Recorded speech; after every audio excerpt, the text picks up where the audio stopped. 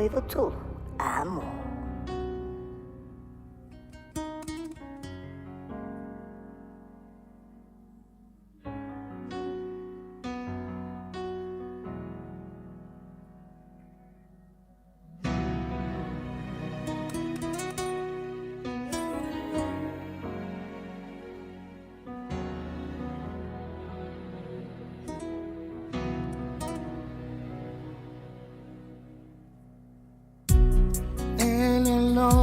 Fa avaler na fai mo o ele mana mea a ole nehi watafia sa o now matau mafai ya mafana fana petino mai ma oi watasi na vai fai olo ulo solia malafa ai unga wa fai fa pia te malie ai wina o alo fa ya oe malo nei fa moi moi o te fa amaoni ia so ma o tutoe Leanga tili lo ainga Pa ai mawala no ya ita Ai ona lo umatiba Malo uleta golima Ile amatanga mai Ita mafutanga ule mafai Na o ngatai O neng mana onga Sau tua lasi o mo onga Ai ua ele langona Ai awhai o lo tolea Malafa ai unga wa fai whapea O te malie ai Uina o alofa ya oe Malo nei fa moi moi O te fa maoni ia so ma o tutoe Leanga tili lo ainga Pa ai mawala no ya ita Ai ona lo umatiba Malo uleta golima Sa e fa mamuli Le foha ia le tua Ona oleva aina tangata Malo fefe yo matua Ewe ile o ona tina Le nei mewa e faya Ai o te tatalo Ia e manuia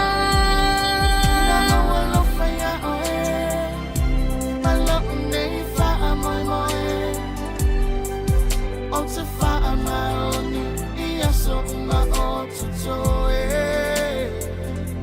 Leanga tili lo ainga Pa ai mawala no ya ita Ai ona lo umatiwa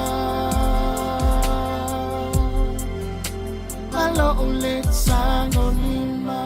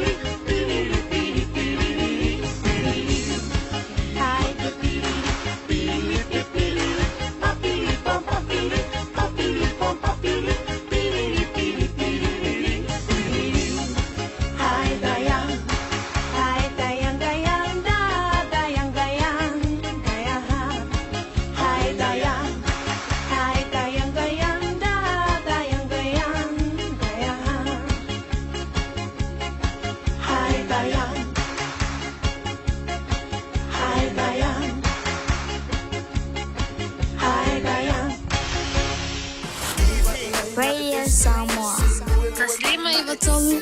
Amo.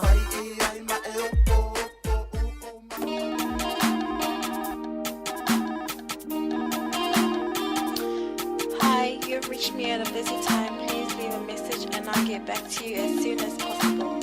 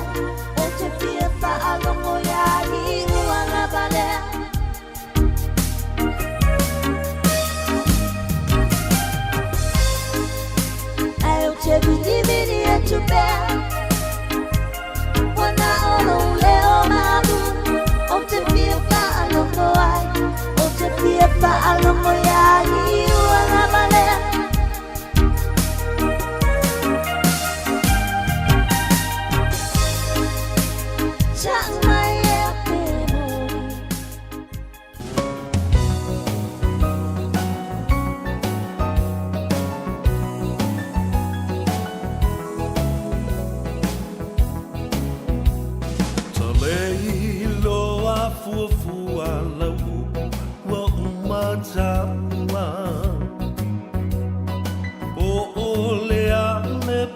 ai ua e whaapea mai ai o whea alofa a maoni o le alofa e tau i le oti ta alofa i o manatu o le oa e tu i alo ufatu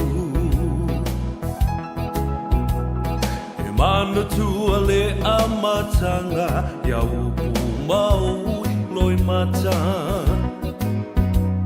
na e whai mai e le ai se unga o la ta mafutanga wa e lo nei le olanga ma ua sui fo i o lo uanganga o nei mau mea na o mana o iai ua le lea uma i le ala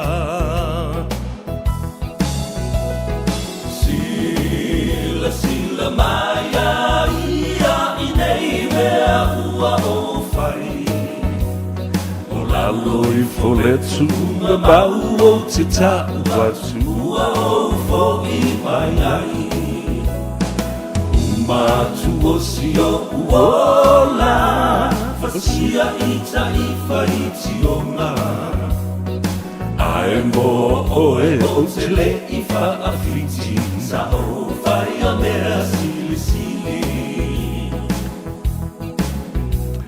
Ia, talofa lava, le atunu pele Samoa, i le anganga i le nei tae a fau o le aso to na i wa tātu wauria mai, wa teita i mai ai lo tau soifua ma se malosi fau i le au au na nei, wa tātu toi whenua i ai ma le manuia, i lo mo le nu ua le o tua le nu, whenua i fau i pu e o manu, ai le o pu e o mala. Tele lava upu matala e whai i manu ai titi mala, ona o le alofa ma le anga le lei o le atua. Wa ia te tai mai ei le soifua o le atunu. Wa ia whaatafa i fo i au vale ma whaamoe i le peau langa vale. Ia a o whita aloroa i le atunu i ana whaasonga ma ana whaasaunga.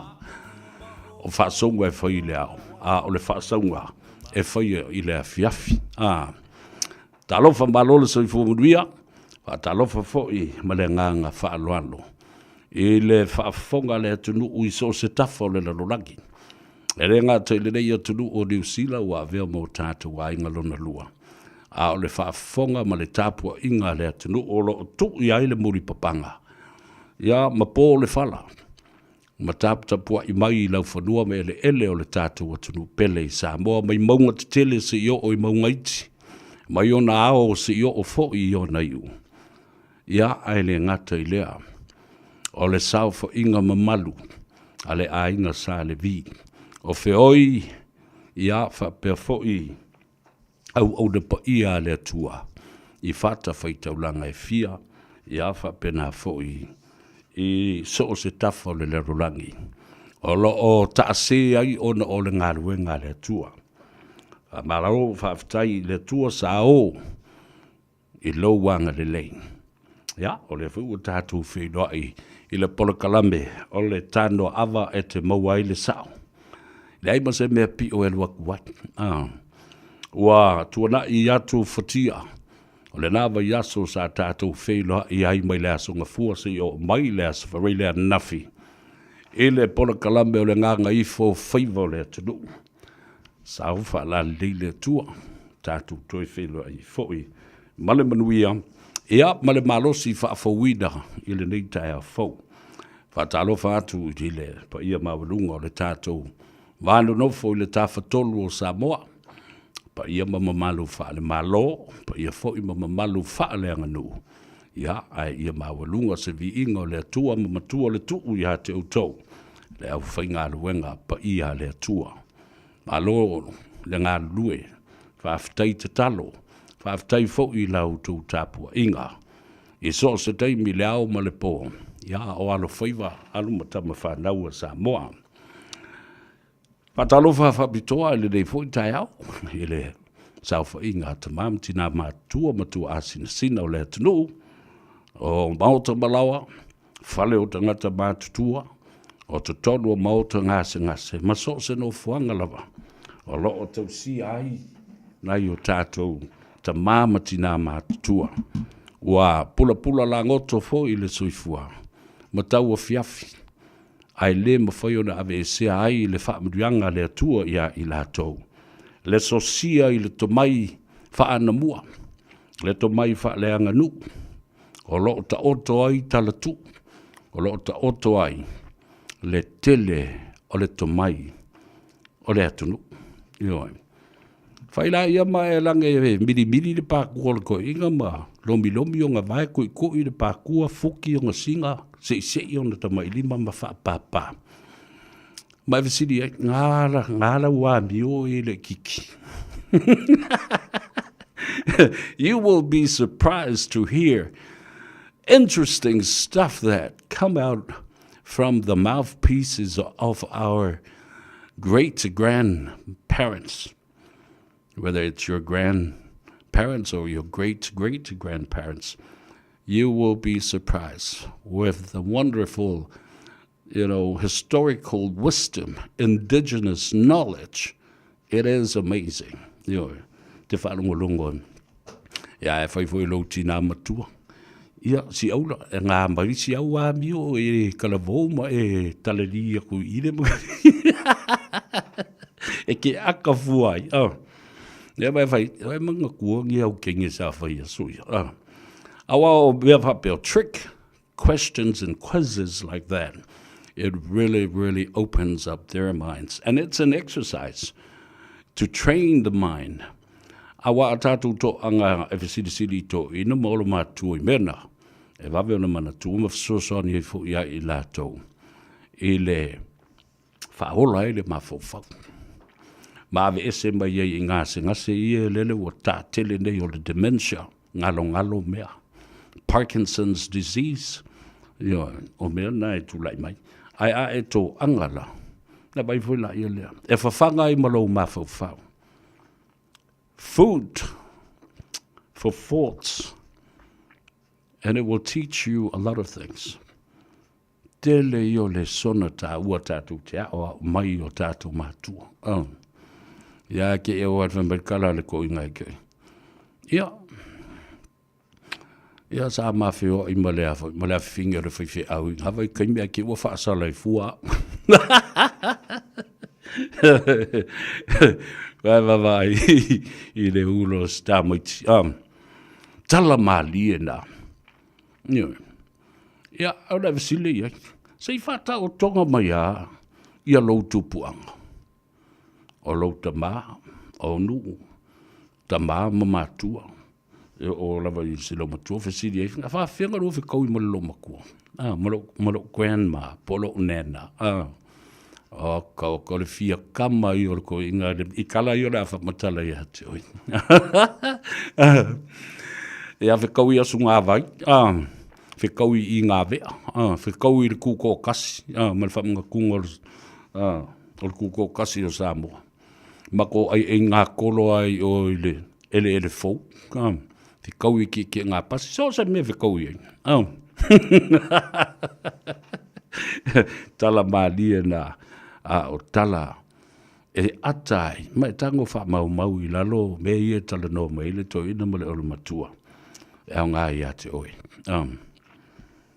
ia watalofa ia I lātou o lo o malanga si mai ma sia fo I a inga o wome e masani I le neiva I tau le tausanga I lātou malanga mai Samoa, Australia, Amerika, Hawaii ia po isi fo I vaenga o New Zealand nei o lo o Sauai le whainga malanga. Ma lolo malanga manuia, no tū lātou le taima, le lātou le ea, ia, le lātou a fōi I ala. A whtai, sa tau tai le tua, o whtāloa I le atunu. Ia, tā ua tele.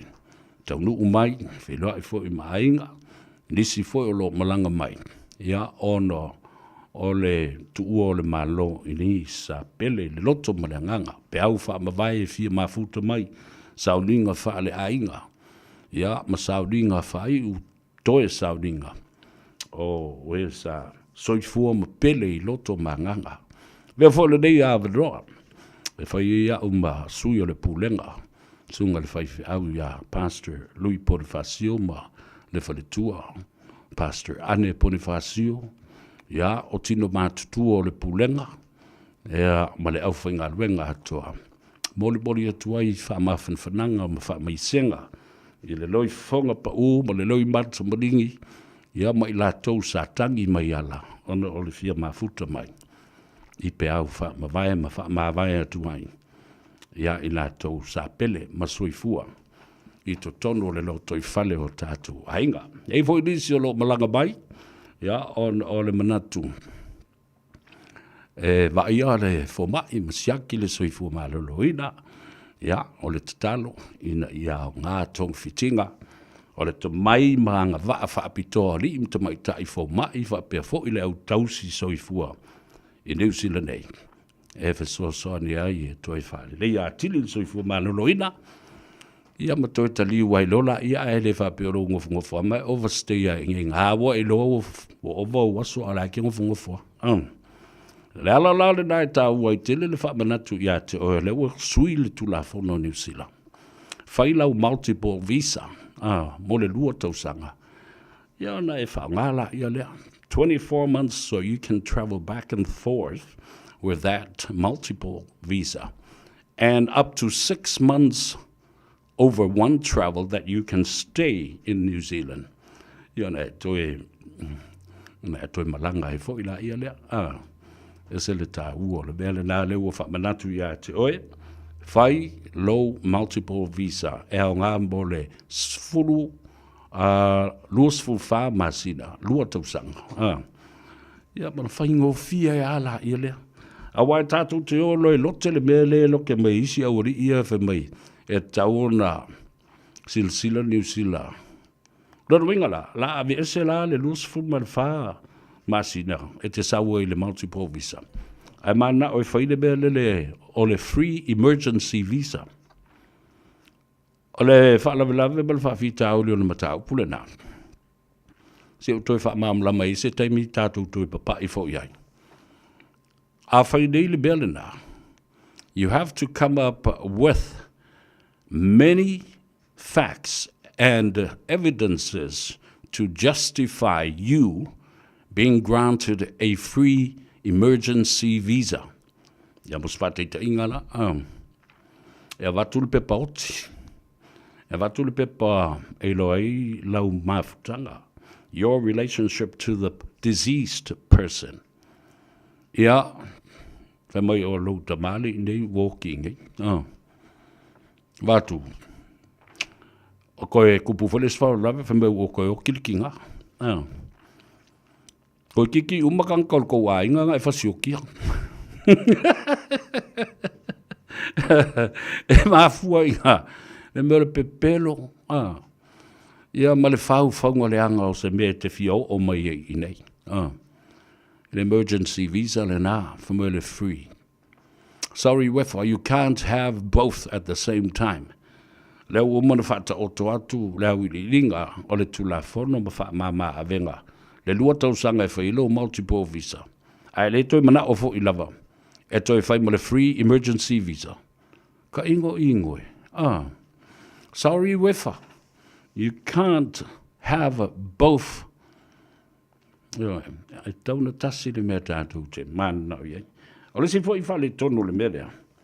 E mafua mai uma ia le tele o whawhita auli e tula i mai. I le whasui ai o tula fono New Zealand, ma whaapolonga i tātou, ma fua ia i tātou. O i tātou o ni tangata le wha maoni ma le leo siustai. E tō mai le wha amrianga ia i tātou. Ai tātou te tā nofi ma ta lepe, ma le ustai ai, ma le wha maoni ai. Then we abuse that blessing. O na ala ia leo. Ua whaamutai ma le awanoa mō isi tangata. E te tau o na whaamria ina, i le ai a te tau ma le manuia lea. Nala, whatalo whatu ta maiti, ma le tupulanga telefou, ngā lo, le rei vai aso, ia ma lo touru, ngā pātia ia o onga ma, ia molo o tau lava le lei, ai le whapea ngā lo ala usur kai au ki alue ai. I lau lanchi ia mai fasika mai kiki mai le whaalongo le whaiaonga. Le whaia masau homework. Ia le stupulanga fo le lo amata sfulu fa su lima sfulu ono e se atu male fale o whai o fua onga le konginga le aonga. E o kulola ia le o ka le lunch sui o fua onga il mafti le lo ilunga le pasi po le train ia lulo mare ka whao. Si o kusi kai di u banga o levanga foi mai e se vea. Iu. Levanga foi mai. Ai e mo fale. Ia le tausanga. Ai. E skueli ia le skaki ma mea onga ma le whai ungo suenga. Wa foi lai lua wha palengi le kaimi o le kaimi ka wha ma le ka ama le kaimi le sau e le whale. E whai mea onga. Ma le lea onga e se whea. Ia whai fo le whatalofa. Ia tau o paanga tō tino, o uso ma tō whawhine, wō, ia, ma au mea ma mai lunga le tātou Facebook page, ia ma le tātou YouTube channel. Please press the like button, share our program, leave me a comment. I love reading your comments, and laugh about it. Talo whātu ia lise loto, risale, ia, o whangangongo, pale ia fa pe foi fa fo wina tan yelu malo le soi fumia mai mo mai ina papa toi Simona Tavita Toti talo for lava malo soi fumia manvia Simona and the whole of the Tauti Muliumu clan all around Mota'a, the Navu ward here in Auckland and Australia o lo tum wailo tatu ainga o Chitin Kuma Mua Fretten to Ingamala. I also from we have after Amosa, ma auto uma a lot of my futa mate Teofilo Awa or Saina Tinae. Watching you from Portland, Oregon. Yes, I used to live there and went to Portland, Oregon State University. Fili Mamelelei Tonise Nona. Watching you severe from Melbourne, Australia. Talofatu yu tatu inga merponi. Peni amina ale fosio, talofa lava, alole sui fumunuia nei tai a fo, o lena taula papa, talofa lena watching you from Porirua.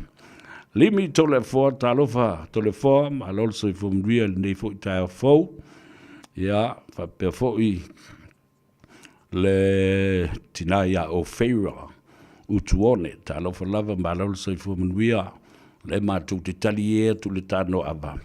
Ia, mama tamata tu ile mātou whale o tara. O fia aloe, talofa fia, alole sei fumunvia, luma pauli, ia, whapea fōi ia Maria Naua. Whele mere mai mō mai. My happy Mother's Day to all the mothers. Tina maiava, po tina maiava fido, talofa lava, alole sei fumunvia, loto au sia pasia. O 8 is enough fale tanoa, kei mangai vuilingo lili ia. Ia, tali matasi, ia, alole, whamai, oi, wa anga i o tau e pikil kou vai, ia le na utau nu atu ia le utawai ia le fionga i le saoli ia tuala ta wā tau pa utino malwhaltua ia peka sfulmare tolu Lappington Road, e na i o tara whatalo whatu ta mamtua ia tali matasi. Ia whapea fōi ia misi waita le tufunga, talofa lava, aftaile mafuta mai, o Raymond Taala, talofa se yuli, whambu moelo manuia oe, ma o fōi se awa noa, e te lua wha soa i male to wha ia le ala i fola, ala wale sua, ma le pol kalambe matango fia le Samoa, vai la, la ai ruma e leo le alusoro muri. Polonga leu pena unasa, alole soi fumunuia, ia whapea fōi ia semi pohine, vai dewa makango mai makonga i lunga sia kako amio. Whamatua inu vea tau filoa, alole soi fumunuia, Lawrence Peterson, talofa lava chief, o le sunga ia ake, tamaitayo ake fio sue, watching you from Tacoma, Seattle, Washington. Wakako wo i Amerika. Ia wamtua la. Oregon is just to the east of Tacoma, Washington, and Seattle. Ione simeti talo for Ione, ya va perfo imalia ulungia. Watching you from Las Vegas, talo vai to tele utolo mafuta mai. Keep it coming. Press the like button. Share our program. Ole to maita ieswa ya Audrey from Las Vegas. She's a musician and a singer, a songwriter, a performer. Masalo amo se te mile so. Ya malanga mai Las Vegas ya America. Ya le amo se avano e fai se tala fatalo fa. Ya asomua levi ya va per fo I leulua I ali I a chinga. Malona lote alola se fu manuia. Kapiteni T, watching you from Waipahu in Hawaii. Aloha to you, my brother. O laupama wa afusuanga unasa. Talofa malol se fu manuia. Ya va per fo I auto malama. Ya lula solne o lau I auto swaf. Ai le tano ava le so, o leo ava mua le atua.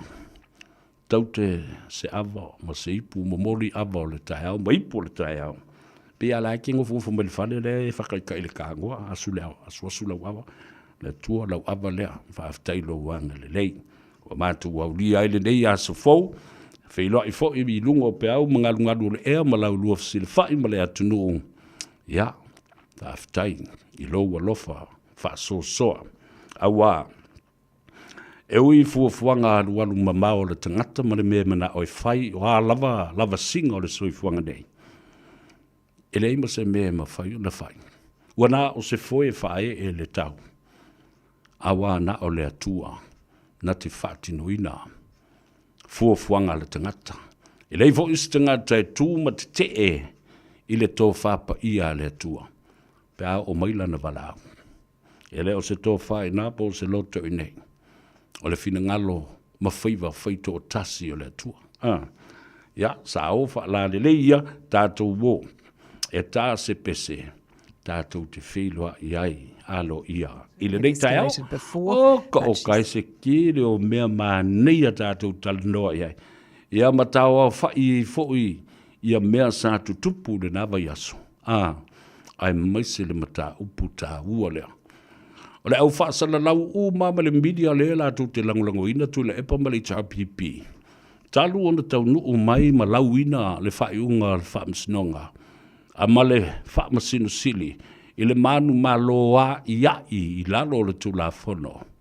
O le fionga. I le fonga te lai o le pale mene ma le mauta fono Samoa. Le sunga le papali I te. Honorable. Papali I tele. Li o ta eu ma se pao. Ioi, talu na malo. Au tu whaafonga I pol kalamea tangata io. Ua pāle lau vale tangata. Ua whai upu sā. Ua matua I sai. Ua whai mai ua whaau au le whaamasino. E lea mi o tonu le whaamasinonga. Now they're putting themselves towards contempt of court. Ioi. O le mea nai tau na whaalongolongo mai le whaamasinonga. Whaalongolongo mai I ai ia papali I John Time le langi o le whaatonu wao. O le matanga aluenga o le whaamasinonga. Ma mai tau uma upo tangata I e whai wa lafo. E o is tangata o leo ua tustusi atu I ai. A miserable kalama leo ngari. Ai whawhasa na leo. O sa ia masiana kama ilo makua la poanga. O fire station ma shao. E koe fo. Io, la utusi atu I tangata ma tui ko meni tangata. E hape atu uia le tau tala pe pelo ma le whaasalawina o nā me pelo. Ai la ua palau vale mai tangata ma la uma I tala siri o na mata ngā. Sau mai le ngutu o le nā whawhine. Le nā lo matua. E te manatu e le o iai. Ai manatua o ia le whaitau tuspa iai. Tai au uma maso uma. Ai whauinga me e resika mai ki whavelvalea ngare ia. Le fina ngalo ma le tō whapa ia le atua mai lana fionga pa ia. Kua whe ika lawa le uko al whaamsinonga o le whongoftalai. Ai a manatua le lei. No pese mai lava le vai aso lau te a talu mai le mata upulea. E winga le fonga te lai malana palota na atoa i le lua vai tolu. Majority of Parliament ia te atu i pili fo i e tolu ia na tope lau wha mea mai le tulou wha mea ola ele pae inga lea sa iai mua lona sifuru ono. Lea na ta ua ele a fionga ele Palestine fau.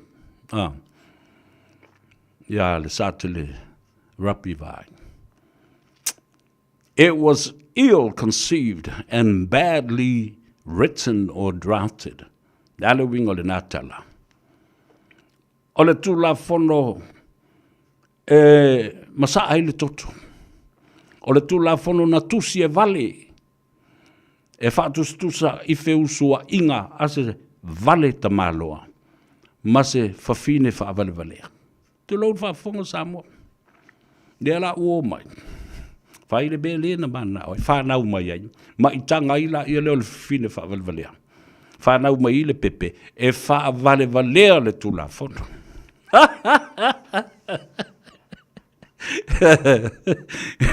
Tō wai, i usua i ngā vale. Ai whangau mai i le pepe whaavale valea. Le tu la fono whaavale valea. Le ala ua tu lei i tua. Ma wha solo muli a toa. Pili nao le luas fulu.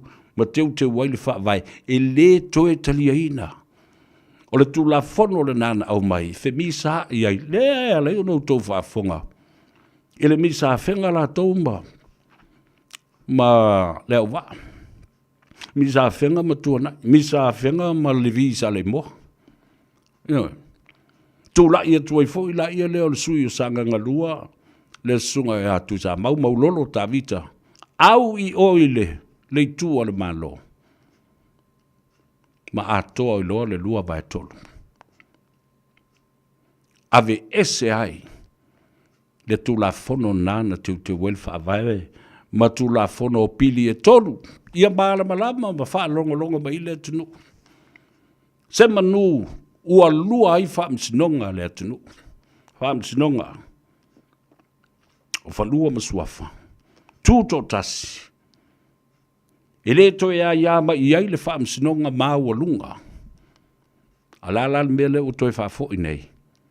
Awa mele na mna otu i le pe whai. O lewa na whai mea valea i le wha msinonga whanua masuafa. O tau se sila pe o na o avatu. Lei unga. O le tala talanga fo i lea o le a whaata oto ma i se whai unga se teimi. Tuati te i le wha msinonga. I le aso lua na se ima vai atu nei. Ina otu ina atu le talo sanga. Ale a inga o peito malifi. Mataia patu mis pusi tutono vai moso ma vai ala. O wangwa tamana. Ele ai se si swafa mataia. E eiso na whaavai e ave i o e tuu i vai tili. Sorry wefa. Ioi. Mea whaawalwalea nā na whaia tu le epa malopati a tila. Whepuria i a o a vea ma Palestine. O le wha msinonga. Lena nofa ma tāle uluole. Leo pō tuata ei manuti ai le tingi whangu le ulu. Alal mena whai. Na mana o tu le epa e au mai i to tonu. Wa o mana wha maonia. Le soli tu la fono e le wha msinonga. Wha i tu malo, ave i lunga le wha msinonga maolunga, ave i lunga le talu sanga apiri, o le mea la vaitasi. Convicted, charged and convicted. Ai mana o tu le epa e a mai le pale mene, e whai atu le pale mene, ne wha i unga. Na lan mena oi. Ioi, na toi wha atu langa mai lawa, ma toi wha sao mai na le uof pulea. Ese le matanga. Mea sina nei a inga. O suli ma feoi. Ai whai ma ta alonga tangata nei. Na umala ia leo le na ua ave i o whai le mata ia. Le fionga. I le tama le whale a mata ia len. O suli ia o mata ia wila e wha. Ave le wha nofo i o. Ai o i le aso le nofo. tu lou le suafa o le tātou ainga. Ma le tā whatolu o le suafa o le tātou ainga. Paito ma le ifi mataia ari pupu. Suri o le tala no atua isa vea o le uru matua o le li o ainga. Mataia le asiolangi maua suri ie. Tui atua tupua fale afa mtiufea ma le nai tua o le tātou ainga. Suri lon tolu wila e wha mataia wila e wha maua loa le to ina o Oscar Meredith e ele whanau e ele ia Auntie Gillian le nofo i nele le sa avem paramia tu le epa. Ei ma le suli leo le ana matai a nei matai a Lynn Netzler ta nofo i atoa Netzler ma suli ma feo i fo ia o wila e wha le iai ia le tamaita ia matai a Margaret leo talaki lea o lo nofo i lesi fo i foi pule le whātua le atua sa mo watasi. La unga ale i le whapa ia ina o le nofo le nā. Nal tala ale maulu. Tua i ofo i le tāwa vai ina mai le te tau ai ona wha i tū pai le swafa mataia e avatu e tausia la tau e le tausia e ale maulu sa mataia i o. Wana o i vai ala i vai moso e wha sino i ele tawhtolu lea. O tau se sila, langa e wha i te tangata mea nei. Io e wha i te tangata. Ona o le ta alo is tangata, i suafo is tangata. A to se sila la i le mata upule. O iai ni whanua whaaleanga nuu i vai tele tau e ona ave se mata i e nofo ina. E iai so na fungamu tia ma sona malai. Mani whanua whaaleanga nuu e tautua i nai le suafa matai a leo. Tari Cyril. Dei se mea. Ai wha mo maua. Dei se mea. Ai toi avatu e tuile epa. Ma isi whanua o le sala si. Samoa Land Corporation. Luas fulu lima eka. E avatu e vai ma whai ele whai ngā nuu a vai tele ina. Alai, no fo tangata moni o le nu. Le fiu mai o le fi o ngai le alo li anga mana fa pena fo i tui male a inga o tūlanga. Ia male fitelenga e le ala i le pule. Ne i fa a pea tangata i e vale a uma Samoa. But time will come. Tō sila iai. I le pi o auto mei na fai. I le umi o tau sanga o tono nofo ai tono le pule lea. Na o tau pule tutu ai mea sina ma ele o ainga. Na fai la o tau silsila ne iai. Iwa. I le toi faia o isi fai unga muli ane e whepule i atila, matuila epa.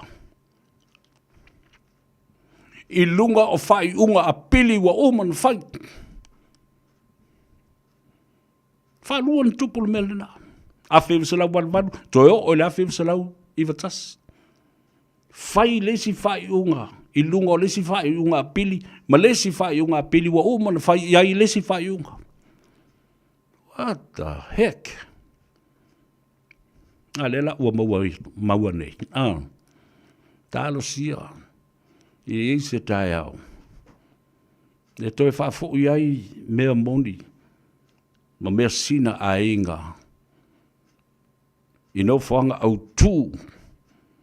Sa a mata mai ai lona whawai. Ma tapu vai tasi uma i ai mea. Sui uma tangata nei. Lela e whafoga mai Samoa. I le toi fi naunga mai le toi fi o le tofi ma toi fi o le palmia. Leo au tau wha longo le iai. Ia a vea vaenga nei ma mea teu mau i au tau loto. Po o a whaasa le launga. O ala le mea le mai o le toi fo i o Samoa le file mu. Ia file mu a wafea Samoa. A file mu a wafea Samoa. Whalongo le mai le atunu pele. Io e. Tangata siri nei na leanga le fola autou. Toi o mai, toi whaalongolongo foi. Le mātali noanga ma le fionga. I le tai awao le kalesia aso fitu. Le sunga ya ala i moana pastor. Wili papu i le aso anaf. A le valo anga na whaia le toi ina le whainga palota. Le lua whelua sifuma le tasu tu le epa. Wamana tua. Wa lewa na whaaleanga e tangata neisi toi ina ma le kalesia le sistak. Ale tala ma le valo anga ale whaife au. E ave e sea e le atua lo malo. E whaato i lalo ina e le atua lo malo. Lalmen tupu. Yo. Na whaatu tu la i e tu le epa malana tu la fono. Ina ia to tongi la fonga whaife au. I lumo le whaamsinonga. Ai sa unoa le sa avea ma fonga fte lai o le paia inga lon sfulu ono le naa le fionga le whaasina ia to le a foa whawisi. Wa papa itu i le epa i le amatanga o le ngata anga. This is the beginning of the end for the HRPP. O tau lote le au whainga luenga pa ia le atua malana ngarwe. Ia. O toi wha manatu mai ai i tātou, wha whonga le mai le au whainga luenga pa ia le atua i so se whata whaita luanga le ngata i New Zealand nei, le lalo langi atoa ma au tau lo tau pa ia mawalunga, sa le vi o loo. Ka lala ma papa au ma tāpua i sa mo ma tau sia tō vine ma le ngā luenga le atua. O tau olo iai, le malo si anga, e sui ai ma manui ai malo. Yo, ma fau le mea na whaia ia auto. Ua pei o le mea na whaia ilo tātou li whaolo i Jesu Keriso. Tai atu i luma o li sili o nuu ma whaamsinonga le tangata le sala. Ave i luma pilato whawhana mai lima pelo le nato ina lato. Alo whanga whamai o te leilo se mea sala ili nei tangata. Alala mea le ina whai. Lale mea le ina whai. Ala langa tangata. O Yesu e wha mangalo mai po o leisi panuta. Ai whamei te tala o mai palapa. Ai wha sa tauro Yesu. O tau sisila iai lau tala na matu. O le ala le nā e avea ai le sa tauro. Ma wha manatu. Ma se vaenga wha le tino. O le wha ai longa. O le afianga. O le malo le atua ma le malo tangata. Wafte te e na i ai whainga o upu whai po polo kiki o le lalo langi nei. The cross is now significant sign where two paths met in terms of politics and the message of God. Fito ai I le mele. Le mawhaia lo ma le talieina e le polokiki ma upu whai wha le malo yu teia. Ma le vaenga o Roma. Te ena lo le sa vali a le atua. Lan mo whai. Wa tāle la au. Ma au mai e whaatau tau ai. Le alo le atua. Ma le sa vali a le atua. So tanga le nā. O le sa vali a le atua ma upu whai o malo, ma le porkiki. Le alana whai I a Yesu. Le whaua whai e tu le epa. I le au whainga aluenga to tofi a sa moa I sa moa lawaya. O le momomo I o loto pe au vaai nei I le nā mea. E whiu tu le epa. Ma le HRPP. E whai se alofanga. E tau au mau iai ni mau mai tu tonu o le fionga pa ia le atua, ma le tusi mani whaata oto po le alama. E le ma whai o na whaangaloina. I la ngona ma manatu o Samoa ma le lalulanga. I le lolo, le alolo whatu. Le upu na whai ia tua. Nā lai o na maua reisi. To'o o atua. Mai nalu le tama ma o mata lana. Lana pate o lana tapua inga. I le mea lea o le a whaia i nei. Le taua lapa le atu ngie. Ma le tama ulu mu ma le whauseu. Ka mai le tui atua, talo whai sau se toi whawhati atu o walofa. Maua le whati alofa.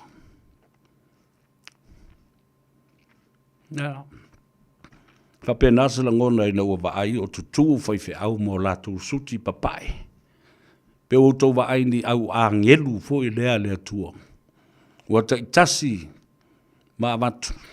Ma ta oti ese o latu au apa au. Ai watu e whaatutu la i luma. O le whaamsinonga wha le lalulangi nei. Ona mafua mai ai. O na tā i tai. E tala noa pēr le nāta i tai. Ile tu la fono o le sifulua i male tutongi ina. O lātou tax po lātou la fonga. Tua i nei whaiwhia. Ia lea la wawa ai. Mai te uwhatu pēr i outou langona. Ma lautou tō whāpa ia. Le ainga sa le vi. O loo i outou a au. Le malo si anga. E tau fia ai le ti apolo lea. I le toe sau. E lote mea sa moa. Ma fia te tai a sa moa. Ioi. E whafunga le tala le. Sunga ia le moana Pastor Willie Papu la sona nafi. Awa bai sao. O le mea lo whea ngai ma le kalesia wa o tui le epama le pule na mua o meiram tau pulea e wenga le nupi wha. Ma le tau lea ngai na o le teitei whono le nupi wha. Wha solo mai ei le kalesia ma le lātou fuai. Ia la auri. Ai wha lawi loa mai ei ma le no ngā tupe le kalesia sa whai le nupi wha. O ina tau sefe mai ai. Na tau sefe mai ai. Ma a apa atu. Ia le kalesia. E sefe ai le ua o leisi minsta. A le HRPP. Malana whaletali malo. Ua foreclose. O le a ave le whaletupe. Ia o tō whafonga lai. Mea nai li whaali o mai i mea rauri ia. Whaale tau mai ai le pio o sunga ia Willie Papu. Whai mea pio tala pepelo. Alofa whaapito. Ale na tali an nafi le atua. E tau wala mai i le saunoanga ma le musmusunga le nganga pa ia i le ali whai whiau. Le ala nao te whapea tua ia i lato umo le kalesia. Ia mau lo tau whātuatua. Le ua sau noa lo tau teitai. Wha manino le na epu sai ai le vai. E wane la ia le e wha ma popo le kalesia. Wha mai a le whai vau. Alai moana Pastor Willie Papu. O lo o tau le kalesia ma au o le ti apolo le pongisa. Ma fua mai tangata ia. Yoe, ile tō tau a tua tangata le wha, e refer i ai le saunuanga. Po ai le au ti apolo ma au o le pongisa. Nā wusi le whia. Ia. Mou tau sila i ai i au o le pongisa, ma au o le ti apolo ma le lātou mea na whai nei le whongftalai. Na oi nei ave le mata upu i le whaamsinonga.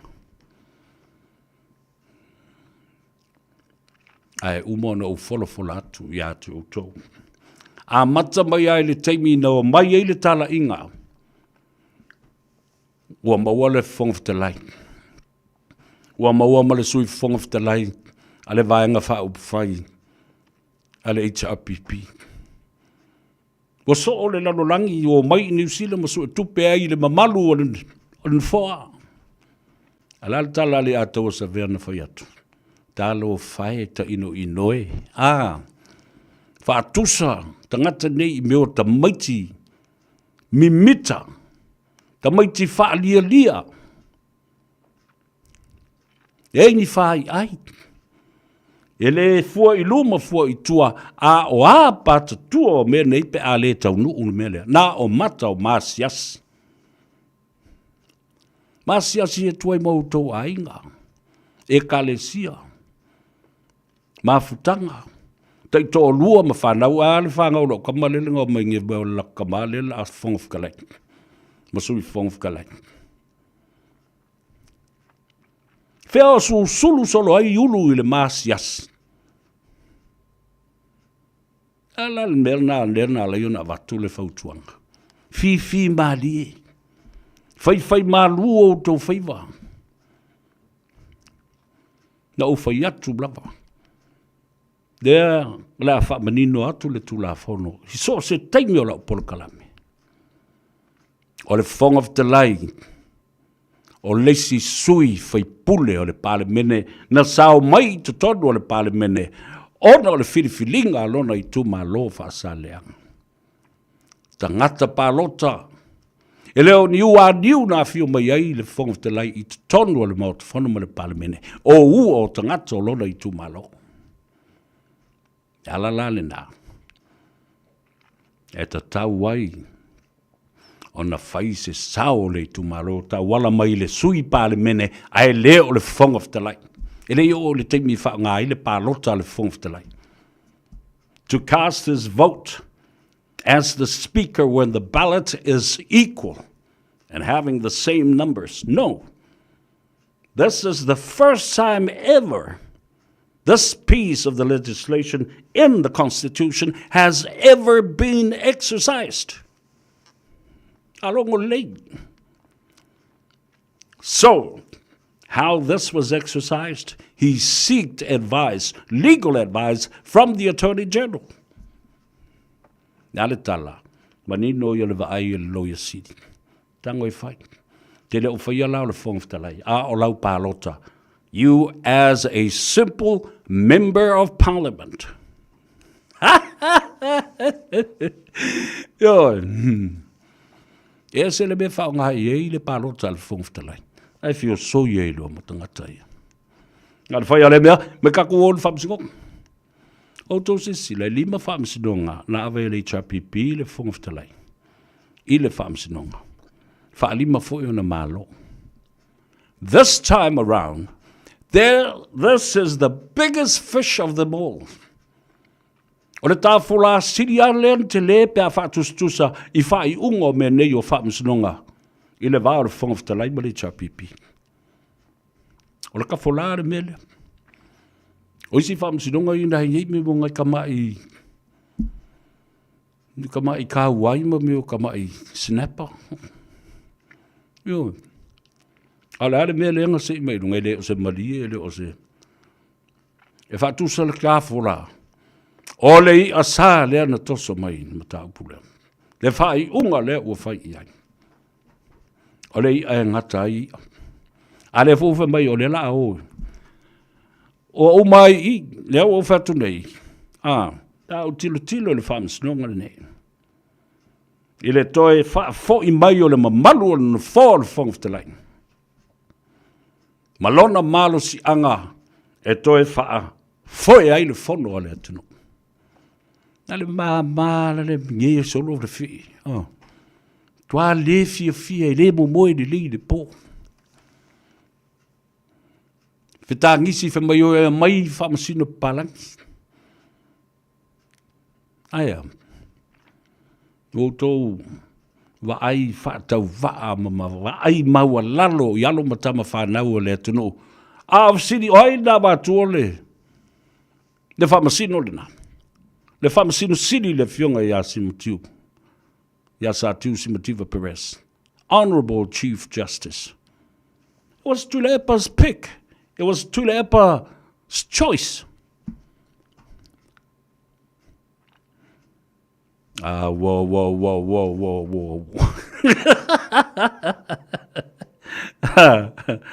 Maria Lesina Tavae watching you from Sydney, enjoying it. Taliti Nga, McFall. Na lole so from Ria. Yeah, Lena, keep it coming. Press the like button. Please share our program. I want people to understand. I want people to actually have some peace of mind. I want to whaseido o tau I langono o tangata nei. O au o le pongi sāmara ti Apollo o le mawhai o le lātou nofo le lei le fia papai I le pule ma le marusianga. E whai ai ia lea. E whai ai mea leanga ma le tau I masui. Just like what Donald Trump is doing right now.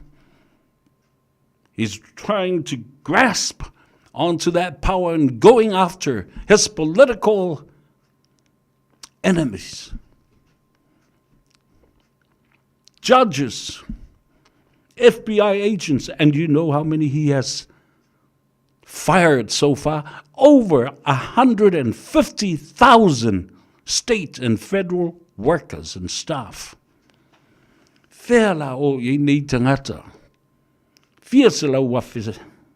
E su e ni ngā ruenga e tausi ma whawhanga I o lātou whanau. Ma o lātou āinga. Se toa ngā mea le. Tātou te mana o mia. Oni tai whapea. Paulo le I ātaua le sā. Whatalo whatu le ātaua. Mafuta atu I Perth. Australia. E pele I te au le aile o Perth in Western Australia. Well, I Samoa, ila usko sipi mai le Australian High Commission. O ngai o te mōmole whatoa ave ini sko sipi mai Samoa. Ave I le stete lea, mai te leo tātou e ave ngai lungai Canberra, Sydney, Brisbane, whatalo whatu ia te utau, lo lalam papa au I Perth. Masalo po mātou ia skolsipi mua ia, sunga ia Dawn, whapea foil tu mai tae ia sae, ia to tolu I mātou I le vaitau le nā. Aisi la au wale ia o mai whai mai tala le angai. I nei tangata whatau wha. Ma lau mai le leo I ni a onga, ma lau mai le mo ni whai. Long talo whai, ta ino e. Awa mo si au whasi mea. Ia, nā fi le leila ia ma teu mau. Awa ele teimi te tango e wha la me wha pe luma. Ele te I whau lai pula tu iai. Se I loe le te whau maru lātua, a pātu maua vai. Tu le wha mawalunga. Tu le wha sausili. Le wha sili au pule. Wane. Au mai ai le tua I lunga, toso mai I lano. Ma wha maasiasi I luma o tangata, wha adiadi. Le bena e tupu ni mea le tangata. Fefete. Whaadia lia. Whai tau wha moa e le I fofo.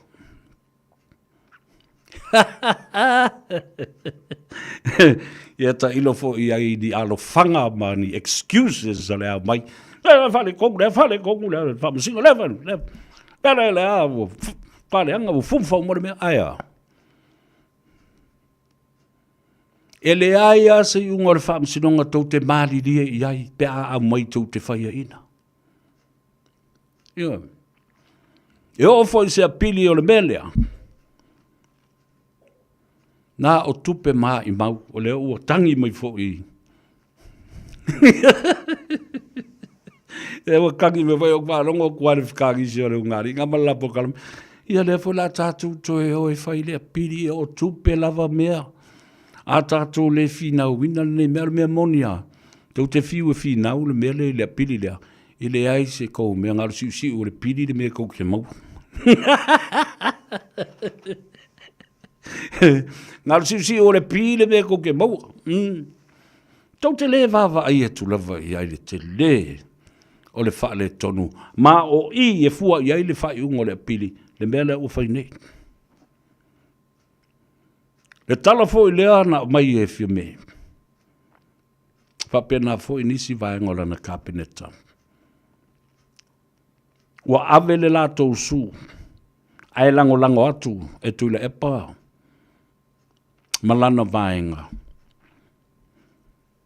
E whai se awala. Sa ili le wha vai.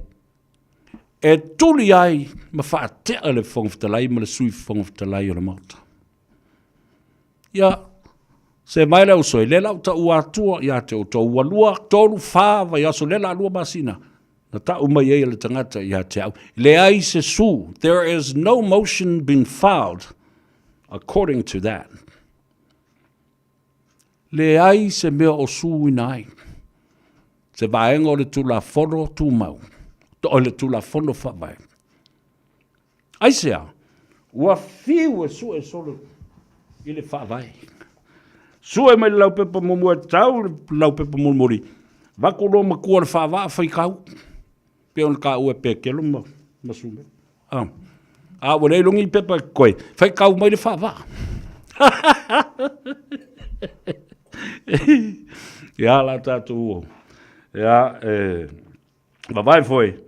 Ia, ai, ole sa ili se avanoa, tala noa antuai. Ile te mai tai o ati mai le Henderson Cars. A wera te alu se mea, wha baule le imano fuspa. Mea le nā, wale ai se su le mata upu lea. Sa ili se awala. E wha te ai le fonga fetalai, aisea. So e atuai lau pepa momo e tau le whawaalai tua. Le ai ma se mea e maua. E tau wala atuai se su. I se vaenga o tau mai e le whawai. E ma whai ona whaate ai le whongwhitalai. Nothing whatsoever. A lea lava no nofo i lava. And they're sitting on it. They try to find something a little bit like that. There is nothing in the Constitution that says or states anything like that. Whatsoever. They won't be able to legally remove the speaker according to the Constitution. They try to figure it out in their legal thinking and their legal minds. Nā whau lātou siringia isi keisi. I whafo mai o Samoa. Ai watu ale tati. E o fo I lava, I le tō telo I lātou, le tono le kapeneta o loia. Wa whiu sa ili se mea. That's why no motion has been filed yet in the court and in the Supreme Court to remove. Take me name. Tua I whika. Wai. Yo. A papa mangava mawhakawhaka maulu. Ile matua le fia ile mea ua whai. Pia le mea wholenga whai le sumu le ulu le whai.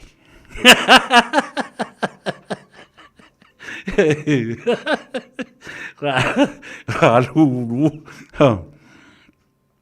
Yo. Wa lulu va pe lulu va pe ke yo so lunga le fe va pe ngar ve mingoi la wuri. Just to let you know, this is a relief for the whole country. O se tala fia fa malosi au fa loto tele tangata le unga o le whamsinonga lena whai nei. Aina mua wha fia lo loto mo wha malosi au ia te mo wha. Mua wha ia tu lau wha I unga a lau opa.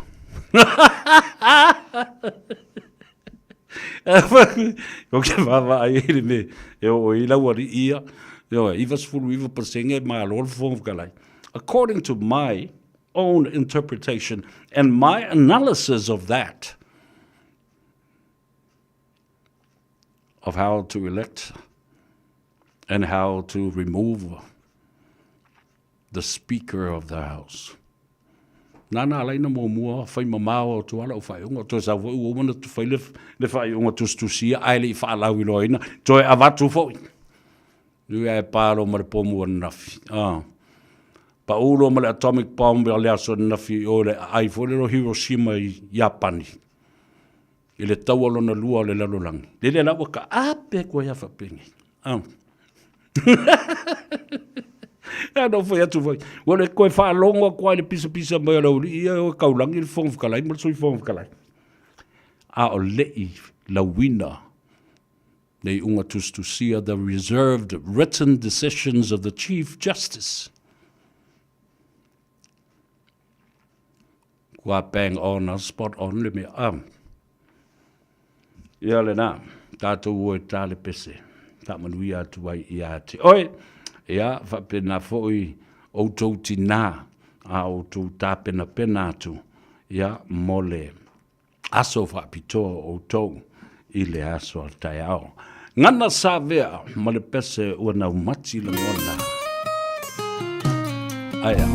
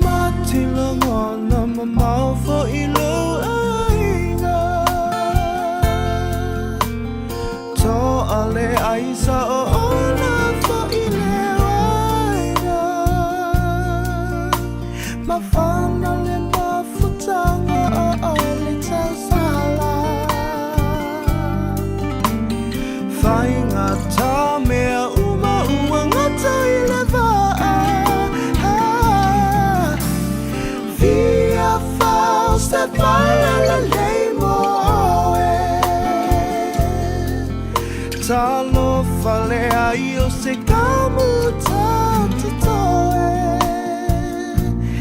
Yeah, I say ana le tu ai se tasi.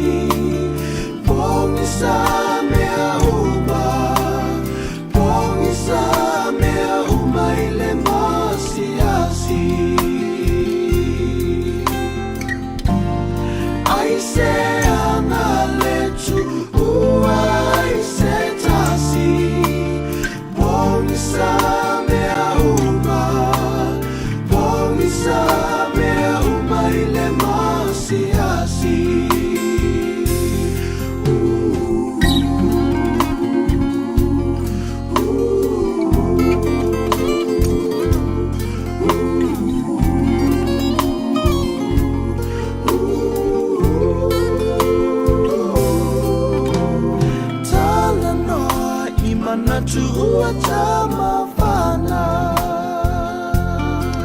Ia talo whai le pese so langa sevea, the late langa sevea, amale nau mati o langona. Ia, mali langa o lea ua tau nuu mai, ia le wa'whao lao le te mai tai o ati, mai le tātou whale ta vale o le Henderson Cars. Whatalo whatu mo le nganga fifia i le nei au uli o le aso tonai, aso se fulu o le masina o me, malo so i fu ati, malo fo ngā lue. Malo se fosa bea ia lange mafia se lo fakeng fa foi na sako kalani masani ile nei aso ia malo lava nga lulua ia salo manuia mea o male nai tua sa so ofisa ia le fu manuia I le sa so ofisa nei the Henderson Cars. Ia, saudo ina fo le te mai tai. Matango fia me uma. Vevela ia mataupu ia mau te whasoa ia ima le tunu. Ia maise o le wawai atu I whafui le mātango fio le sulu la. Mo ia ma ini la titi fo le angi ana matangi ma le saviri. Ia whaftai le tua wa ia le mata o le la ma le nei fo ia so mātango fia. O a mai le tātou lotoa ma la. Nisi fo o anga I atu tau te tala noa ma whaasoa I se whasosoani. Ia o se report ia sui I le taso officer nei. ia o ane le tae le sa fa atumulia I le taso yard ia o nisi ko taso aina sa fai malanga mila loi Napier ma Palmerston North ia fa atase ma Christchurch ma Wellington ia le sa malanga me ane tae o mai fai ala to sign up ia ma piki ala to taavale ia na fo tei lo tae le Mother's Day ia pe ole ala le na o fa atumulia I le taso Pale taavale yo so sele lavo le malo le sunu ule sa piki ana nei le tai au ya la so taavale yo oni solo o fanga solo pe ala so sign up ilunga nei au kilani ya ole fa solo ala so sign up ya ma fa sa se ma sa so sala sanga fo ipo application ale malo le sunu lo fa pena so ina mai lunga o telefoni ya maleta so Facebook yo lo fa pena ngalulu ini sole ole officer ia fa uma ona large nei ia application ia ai le tapunia le taso officer nei le tulai lima ia o nei la tapunia le lima ia ai le leono ia pe tulanga na lo fa pena ina ia tale lima ia ua uma ona large ia application so telefone le malu le tunu ia o le pisima sani la vale Henderson cast ia o tato tavale tolu le whapea na whaalu lava le promotion le seminei se temi o iluma o na whaamutaloa lea. Ia o tato tavale na le whapea na alu lava le seminei o tato mahinja lua whelua lima ma lua whelua wha. Le maua le mea lo whatupe whaafetala ia whapea ia le XUV 700 ia ma le Kiwi edition o le Scorpio. Fitu no 4 le maua I hoi le mea lo whatupe lua whetala. Ia tasa savalena le whapea na alu lava le teminei. Ia whaatase manisi fo ia tato youth. Ia tato youth modify o le tuainga o le Toyota, o le Navara, o le Ford Ranger. Ia o tato youth le na le whapea na taunu o mai lasa nafi. Wa uma ona teo bo modify fo ia tele whailoa su fo ile malo le tunu o lo whapea na fia apalai mai tato yuti ia lo taunu na taunu la san nafi ia le manual po le sikia ia male okometi ia male fape fole kiso male pensini e pe tulanga e tele la vole mala sunu ona feeling ia ole fia apalai mai ia lo taunu la san nafi le saso okalea o tasa saavale ia fasase manisi veo tasa saavale modify leo for world lo wa mau le teminei o tasa o Subaru o le ia maisi model o lo whapeo na silinga to tele ia tele lava tasa saavale lo taunu mea nafi ia o tasa o benefiti ma tasa o pensiona e te whamanatu atu ile malo la tunu famul mo savia sa ua tele ia tulanga lea ona mena umia la valsansa full time sa e sapola application o le tulanga le pay many ma le sansa le savale ia lu lava lalo le suafo o ele se benefiti e failo se pele malo la tunu o ele yanga I mai ona so selo lo anga I mai o I west side ia faila vasima mau ia o mai toyo ai talosia o whaalongolongo mai I Sapo Kalami ia auna sila fia vai na tāwai o tāua ai le I anga I mai le sato officer nei. Ia, malo, whaatai le tāua tele o le tātaluanga ia me se fo yo le wakawa malava o te mana o lava tāte toe talanoa I le tā o le tolu po le afo le tolu ina ia mawaila avanoa le nālanga o le vavatapuni o tau I le aso le tāu le lima e whinangalo ia lau whionga le tamaitai? Ia saole, ia e pule lava oe ai le la whaatale atula le taimi nawa e tā ua le tolu la fiafi ai le tapunia sa so ofisa le tula I lima. Ia le lei a mai le tā telefoni mo le tā tuatus? Ia o ai lava lo fia mana o mia se sosoani ia mo se tāvale pala au maia o asi I le numera o vale se lau fititastasi ia pole emaili mai fo I lunga le maso Facebook page na ale le Henderson Cars ia ma le matatua tusi o le tasi wa wha, Cavendish Drive i Papatoetoi, whatai lava savea ia tātou whiloa i le i tūlai tolu ana nei. Ia, whaaftei tele mo le talanuanga, ia, tā whiloa i le awhole tolu, ia, ai manuia lama ngā ruenga o le nei au auli whaasuifua ia. Ia whaasoifua ala whaatu. Ala whaatu whaaftei. Ia le na ati mo le tātou whale ta wale Henderson Cars, o le lewa i o le whaapuiponga le Henderson Cars, ma le Radio Samoa.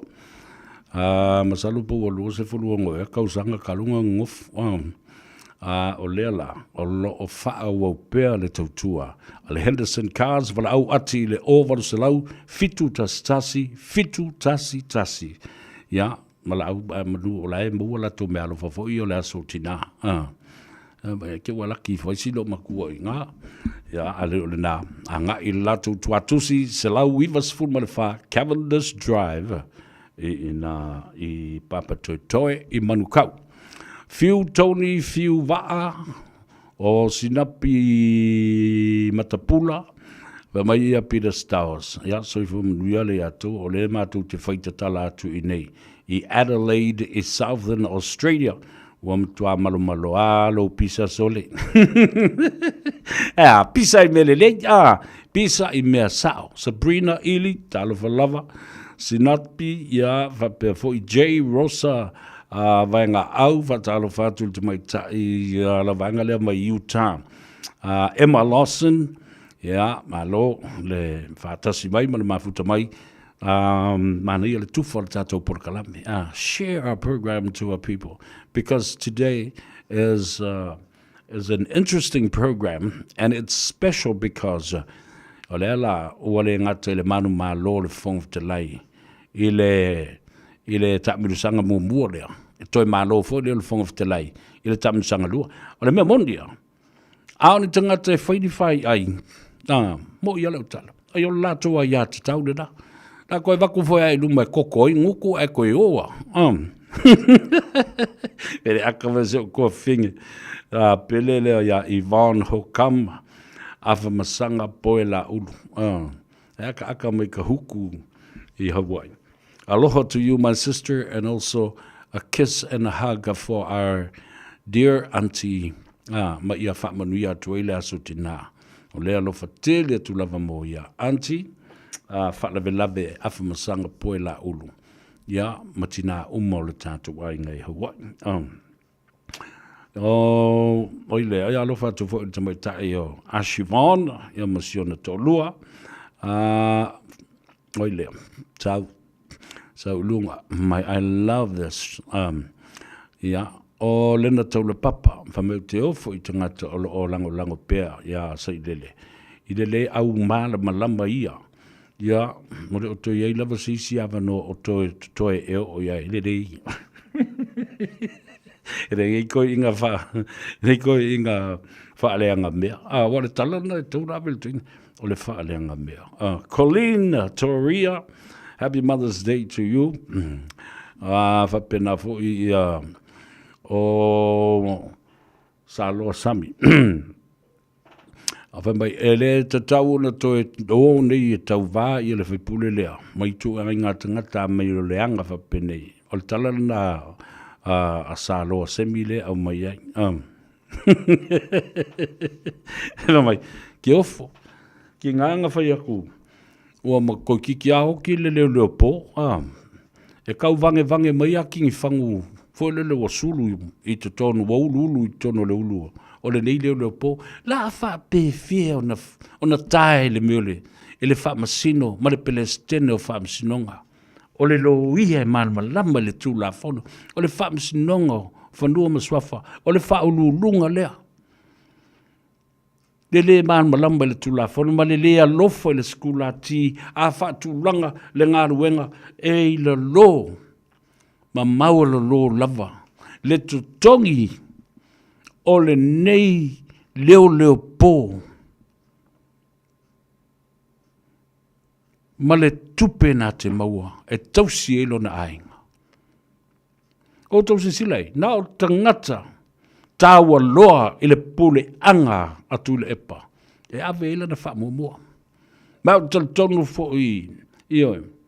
E tele mea le lei e whai e tu le epa I tangata umai o le HRPP ma ona sui whai pule. Ma wha mao ni ani no ngā tupe. Nioe, ni māsalo salonga whapena. Speculations.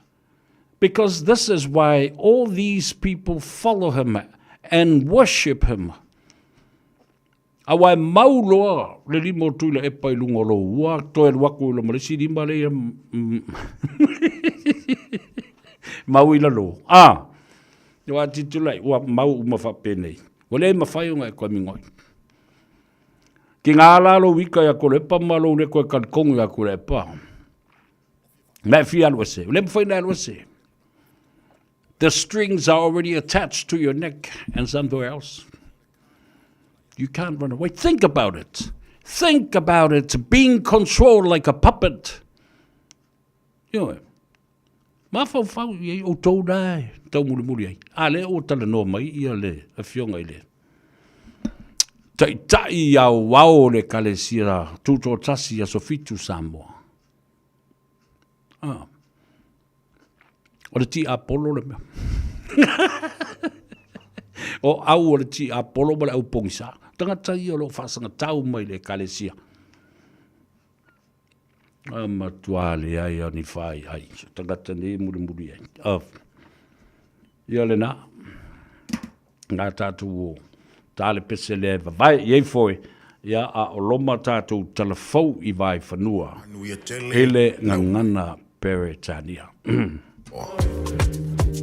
O le aronanga le sabe mawai o loa ananga tae peo TV, speaker JBL, telefoni Samsung, moenga Sleepwell, City no 4, pusa aisa ma o loa o ngā I leo mukuka. Maua foi o lotu aisa, vai tau mawha maisi. Tutongi I nei New Zealand e piki alo a ingai Samoa. Whapsota I mai le Facebook po le Instagram a le Sapa Pia Samoa, pe emaili mai I le buy@sab.ws. Sab, lau fale o loa numeratasi I Samoa.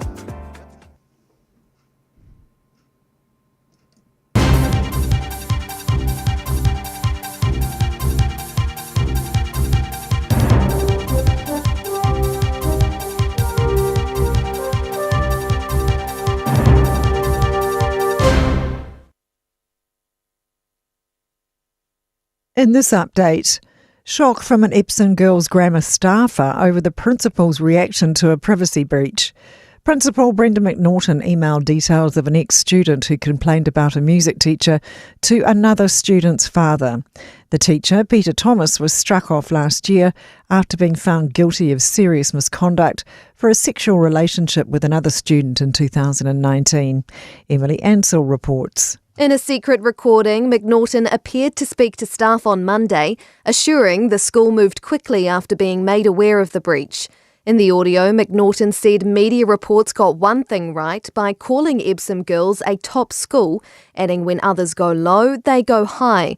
The staffer says McNaughton didn't take responsibility and felt she cared more about protecting her own privacy. The government is set to funnel money into our border systems in the name of drug smuggling and organised crime prevention. Customs Minister Casey Costello has announced a $35 million boost as part of Budget 2025 to increase border staff numbers and lift customs technological capabilities. It follows a second Ministerial Advisory Group report which calls our response to modern crime and money laundering inefficient. India and Pakistan are playing the blame game as tensions and violence escalates near the border. There's been reports of explosions and blackouts near the disputed Indian-administered area of Kashmir. Al Jazeera reports Pakistan are denying any attacks while Indian officials slam claims as farcical.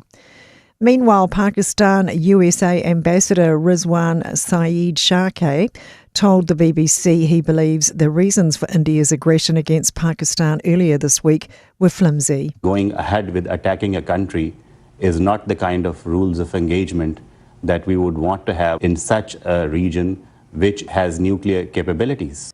The Indian Defence Ministry says this week's strikes were in retaliation for the 22nd of April attack in Kashmir that killed 26 people. That's news. In sport, Netball New Zealand says it is looking at its eligibility rules as the ANZ Premiership gets underway today without leading Silver Ferns shooter Grace Wecke. The 23-year-old isn't available for the Ferns as she's based in Australia this season. Netball NZ Chair Matt Winneray says it's about maintaining a high-performance professional system here. The question of eligibility and the state of that policy is a live conversation with the board at the moment. And really, if you think about it, what we're trying to do is balance a bunch of stakeholder interests here. This is not about a single player. A bumper day for the Rugby Coves with the Black Ferns kicking off their Pacific 4 campaign against Australia this afternoon. Then it's the Chiefs versus Crusaders blockbuster in Christchurch, while the Warriors meet the Dragons in the NRL, also tonight. That's sport. I'm Sandy Hodge. Ua na ole Radio Samoa, se furulima iwa toru a mo, e tautuaina o e ilaungangana, fitu aso le vai aso.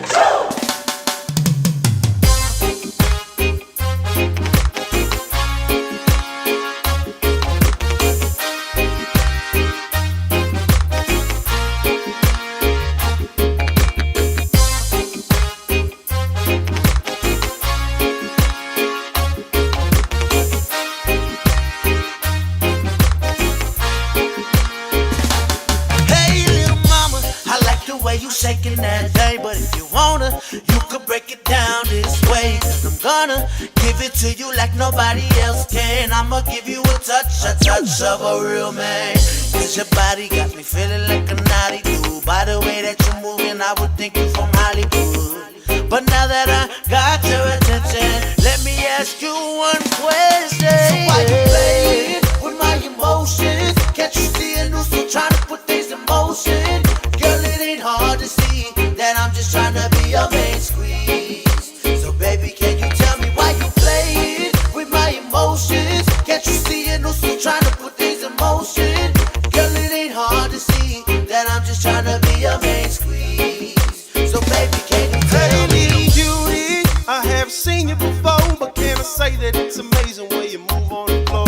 Oh, if you got time on your hands, and let me show you, baby boo, what I can do with this hand. Can caress you with no pressure, baby, it's my pleasure. Go deep inside your heart so I can find your buried treasure. Cause I want to make it work, no. So break it down for me one time, and I can for sure make you my girl.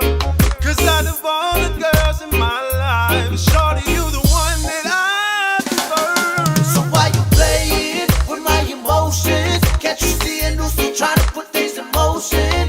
Girl, it ain't hard to see that I'm just trying to be your main squeeze. I'm just trying to be your main squeeze. Can you tell me why you playing with my emotions? Can't you see a noose trying to put things in motion? Girl, it ain't hard to see that I'm just trying to be your main squeeze. So baby, can you tell me?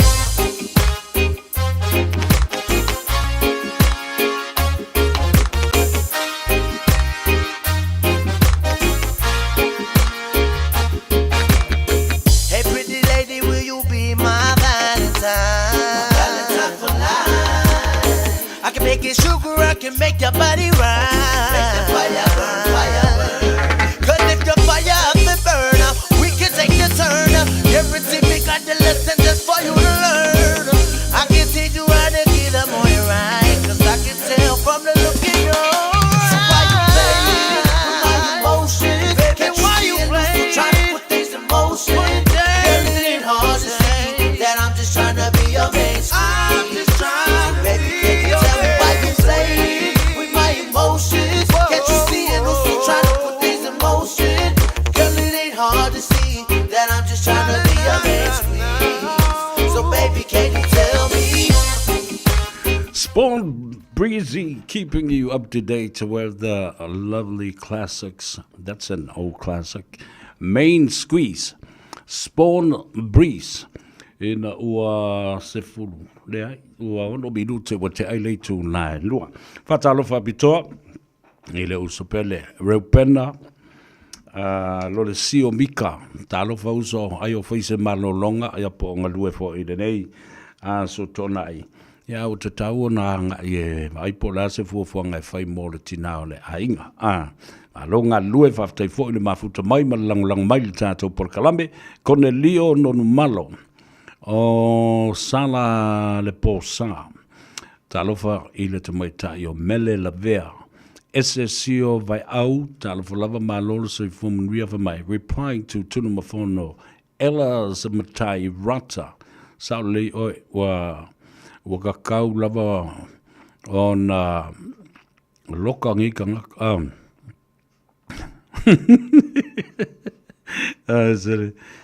mata utia. Ui tualangi Paul was a le malo le o Wesley. Jeff Panga tal lava malo so fumria palonga leupena unasa ya fa pena foi fa mai ale atau fai ya pulotu send ya le pusa selu utu e selu ai utu o le ulu wa fai malu pe a fai na interview zale kale fe mai a Melia fa moana talo fai lau fionga le fai lau tusi o le tatu au tusi a Melia a mai le loe Wellington fe mai ia kai au le lei le aso le li ia sa o le lei ia fa pena fo le talo le aso tai au ine ia langi le lei mo sa uninga fo ia fa manatu le aso o tina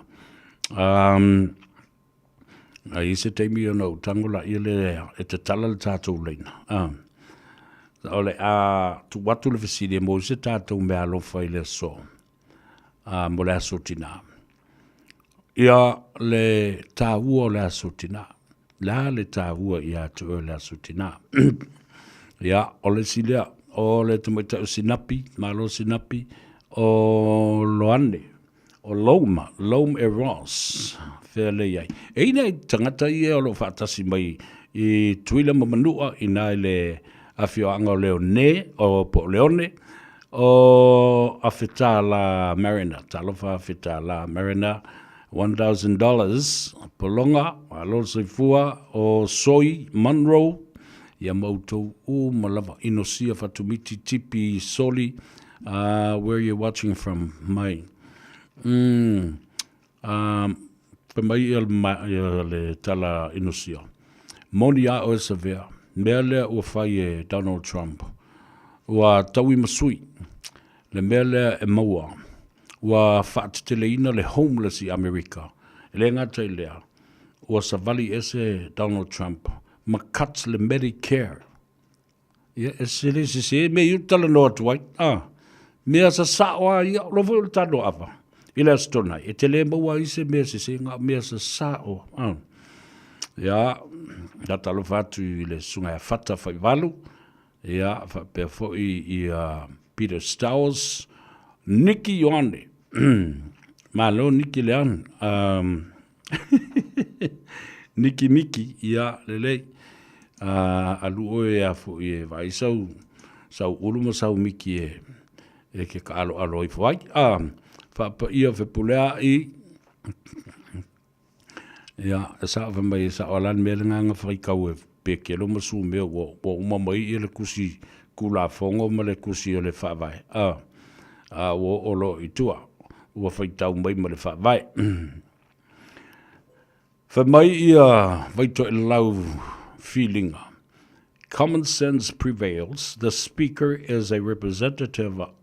Therefore, he has the right to vote as a member of parliament. Exactly, my brother.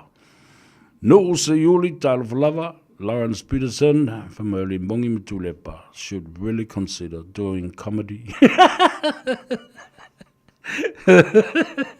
As e kau ngola uri inga e fese la fale iku. Wa vai la malolo nge yele ko mo paloka. Fai lo la yele se la show nga. Fai la ta ufolo le late night show with Epa and Moni. Va pupu ya tu le Epa ai fa pupu ya limong ya lemon po Moni ya na po Monti vo ya pula oko ya Paul Smith ya sa ole Paul Smith yo vo kamo ya ko mo le sipiko la yo O uso, ma upa anga tōtino. Po a tu inga political divide that we do experience from time to time. I anga ilo vama ma uso laili si tu. Leanga o uso tu ma. O meo porkiki aru uma. O uso ma ainga ma whainga wō e mau salipea. Nā fo e whai alo lātou, iwi malano lātou sila fia, ele mea lo musui ai, i lātou e le nganga pai. A whapea lao lai musui o le nganga pai. Le lo la, po ai le musu isi a wari i.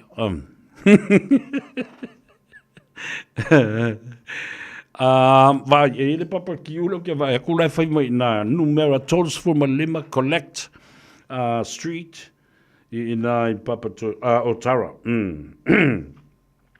Fatalo fatu ilo uso ya tangaloa tunai, ya, na lole soi fumbia, from Foisipisi o le teino Audrey English, ya, tono e Mosa Avenue le Neiva Yaso, ya, on fapena fuilea, on maua, ya, le Avenue fatala no, el tamai, pese la le lei, talendia, Audrey English, my Las Vegas, i Amerika.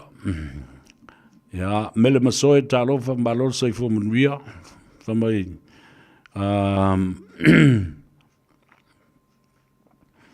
ola le tala le fa kele ia le paka talo fa fa pa ia fe pula fa mai ya e vai ola kama ola le fa mai kulile le fong kalai e pule ala uri na la tou fai unga fai a le foi tatu te o te tu atua u la tou e fa matalatu le tu langa tau na ia le tu la fon a wala li foi fai me itas tangata e tatu ta alo lava ma fa ali ma fu fongol tangata la tou ia ele tal tonunga o oto ia le tu la fon ai alo lo foi lava e sasi ma se de mela ele fong talai e fai fo ia ilo manatu. Io, ai Peter Iane, o leo tilo le tu, fa io le tu al malo, tilo le tu al fongtalai, tilo lo le fa vai, ma le tu la fono fa vai, which is the supreme law that governs everything in Samoa. Oi, da la fa ilo fa yuk. Da la leo o batua, ma fa manino ia ile atunu. Ia, le nala ia. Wa, to oto tonu lava iai, ma le fai unga le fionga i le fa masino siri. Io, ta ua lava.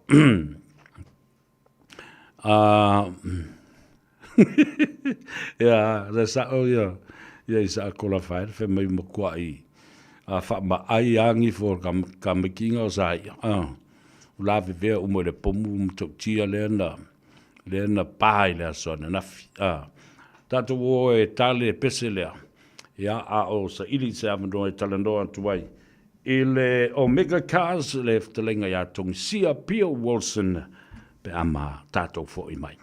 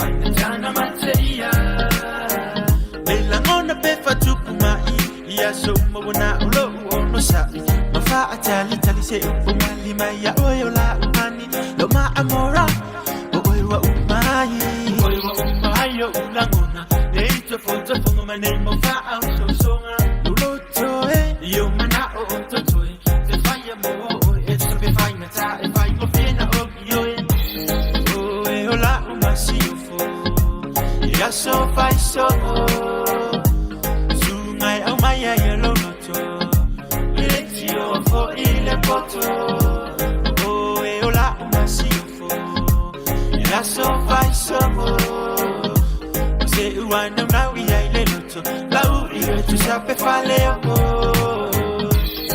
Lo masiofo Lo masiofo Lo masiofo lo fale na ua e matino Le fifa ya ma uso Le ne ya lo fa sa awina mailunga Oyo la wangelu le te fa alunga Baby, it's the way I do when I love. All my see of fun, the belly, see of the young man. All the Masina, all the Fetua, Susulu, Manaya, all the guitar, Malia, of the Fatu Saina. Was the by Malu, or so I do fantasy that what yes, Pacific, or Angelu, a wabble of a woman.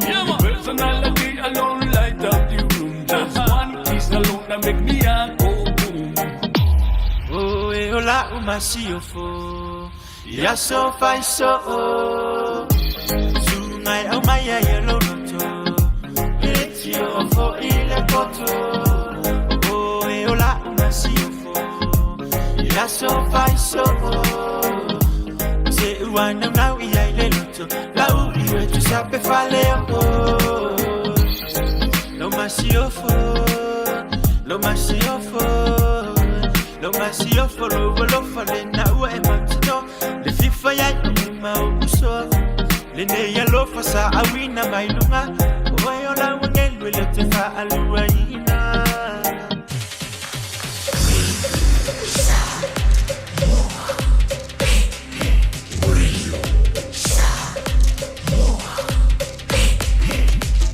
Tasi limoi votu amo Talo fa Samoa Wa ule ne yo kasu tialu Awal suia ngila wa ule kio Aeva eva mai ina se fudu lima iva kolu Amo Radio Samoa Vevela a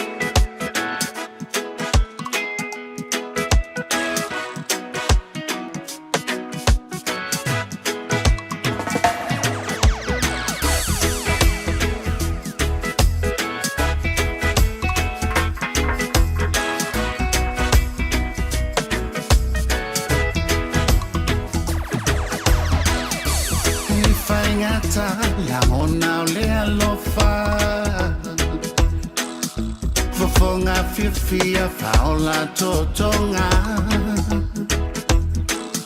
Lola lele e peye pupula Tau oto maya ilo umorenga Sauna maya lo leo malu E fai malai le malulu Avea malangolo mafana fana Wana o oi ilo uanganga All falling up a oceata Fananau iai o unei mata Fai oe masoa ma upaanga Momo o iai o teine matama Sauna maya lo leo malu E fai malai le malulu Avea malangolo mafana fana Wala o oi ilo uanganga Nayo uinga o te tiwai Peise angelo ila uva ai Se mamai lo lima se fa amau Lelo fa mo oi e fa avadau Sauna maya lo leo malu E fai malai le malulu Avea malangolo mafana fana Wala o oi ilo uanganga Sauna maya lo leo malu E fai malai le malulu Avea malangolo mafana fana Ia le nā, mai a tuna I Matia Junior Vailua, ma le pese le nā, o le pese pālangi. Blue Eyes Crying in the Rain. Vai o ngofo le kamo I ki ma wha Sambo, le whingo le mea. Ia le nā, suanga le vatele tātou te telie, ia matafo le pese, ia makoe waku fo isi pomu malulosi. Lewa se mai le tau mua o le sā, ia o le telenga ia tongi sia Pia Wilson, o le pule o le tātou whale tavale o Mega Cars whatalo whatu, pālole ngā lulue le nei aso, ia mānei fo le sulu la, ia ma le avanoa o tā whasoa ai, tā lofa lava uso? Ia, e ngangara whiwhi mara ngangara le whawhitai, o mōle ni lau lau, ia e whai ilo whatau ba, e whai maftonga le pulenga le Mega Cars, e whatalo whatu e lau sunga le ataua, ioi, whamalo se fu manuia, whamalo le tau atai. Ia tēnā ne fo e la sunga fo e pola wotionga le a tau le tai fo le tatu po kalambe le tano ave mo le me moni me sa fa malo se fo manuia fa malo sine ia so le a tau ia fa pena fo se ngona ba le yo le sulu matungo fi mo le mafano le la ia le ngona ile o lo tu fa se puti ai e ma ini ale angelo sa vidi lo iai. Ja, o mai le dane tātou loto a manisi foi o le tunu o lo auto va atu mo to feidoi. Ia, e sali le level sa noanga le ataua. Ia, e na le we fa sili tulanga ia. Tatu falta bale ia.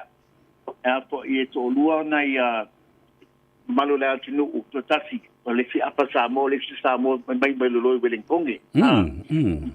Man pa e ato la tu sa le Vanguard ma le Toyota Highlander. To tele la ta tu ta nu sa mo lo fa tu Auckland. Ia ole la fa ngale a fo to tu nga wo. O mana I fo le mai tau le a tau o me fa sile tu la. Fa ngo fi me uma. Le me fo le wa. Online to tonga ko matul pa se pike matul e me va le anga mai ana tongu me lo ko fa e mo sa fa to fa so I fu yo o le fai ngofira ngā ni vai tau tūlanga ia le ato, ai o le lawe le soso le mufo ima pile mul tau tua tatu whata malele ato. Ma di lava, ta ua tele le nā, ia ai maise foi, o la sole de ia fai o ise mea lo fai sta ma, fo le le whatau o le ta vale le tina. E tau na vave ave itua o le i tapu lia o tau. Yeah, e sa le lei lava ne foi fai le mea la whatongsia, ngā mata mea na nila le special le tongsia. O le whengai mea la whatongsia se a foi tina la so tina pepa talusa. Le ke le al temi le so. Leia. E mo me a fetala, fe mea la whaile me ka si ia foi tina o tatu atunu o whanga inga tatu o tatu whata vale a nafi me le so.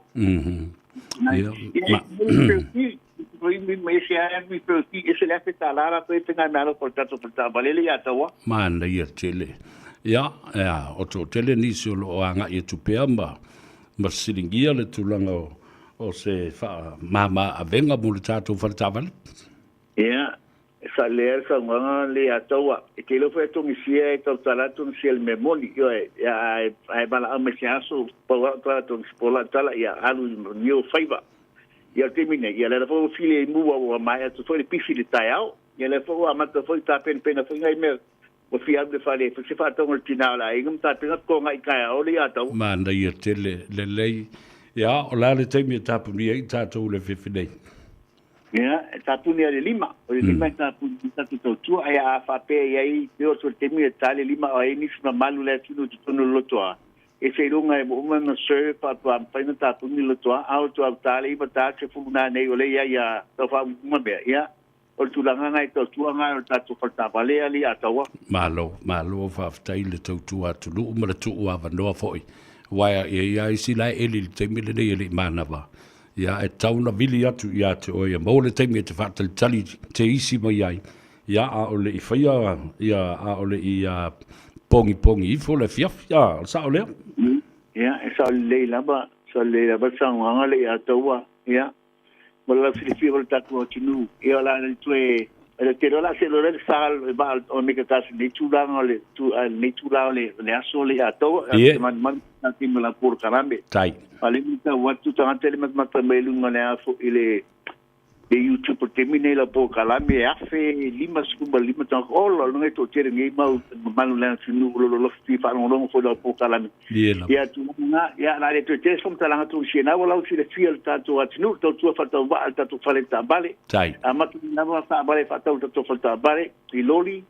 E fa pa uma te yono pa yo Toyota Dynamo le Nissan Atlas fa solo mai to family vans Toyota High Ace Toyota High Ace mana fo male Nissan Navara tatu mini vans fa pe fo ia tatu youth tatu pick up mai o tito na Ford Rangers Toyota Hilux o le Nissan Navara male Mitsubishi Triton on tatu youth la ia le tonu tatu mana tu Samoa o tau ia ngol ta bare ta su mai mata mai o tau la to ia nai fa tu sa ona tu tau ingol marketi ale tele la vo to malu la tunu fa nu ina uma e vi tu le ta fo le tau tele o tau e vi tu lalo o matongo fia nga tau tu ta to fa ta bale tele ta bale fa le filinga pa su mai mata mai au o ni si tu langa la to ia me pinga lo ia ta fa so yo to semo mo fa so te tu e fa mama tu langa me to finance ia tena ni foi Pena ni foi ia tau tua mo de mo ta tu mi feufi ia Felipe Salauto se ta vale no ate mi feufi ta tu piki apu e ko na ia inga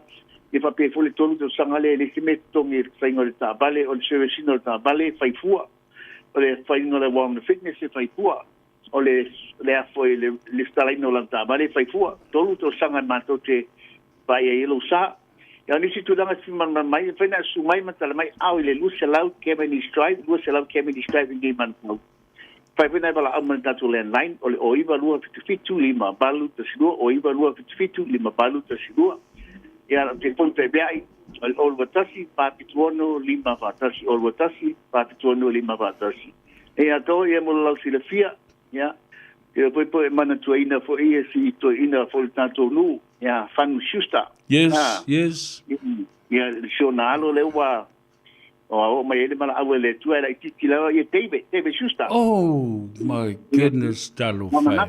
Nati, yo wa fela fo ile po luli.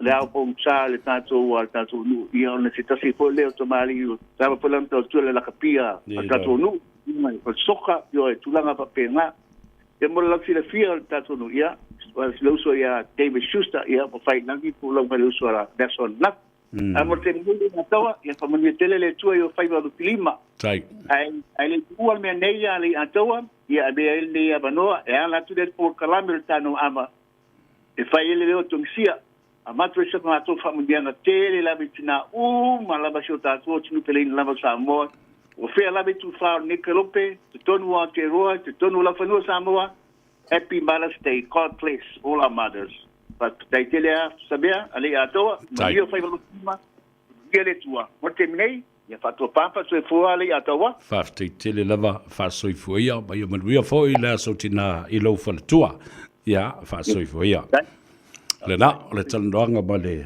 ali pule o le tātou whale tā vale o le Omega Cars e te maua i le tuatu si lua sa lau Cavendish Drive Papatoetoe Manukau a leo le nāwala au i le latu telefoni o le ofisa o le o iwa lua fitu lima valu tasi lua o iwa lua fitu lima valu tasi lua ia ma le telefoni fe avea ai ale ali pule e whaatalitali mai ia te oe a o e te le i mānama o lua tasi fa fitu ono lima fa tasi. Ia. Avea fo le nei ava no leo fa iloa mai. Ia tasi fo le nei o so pele.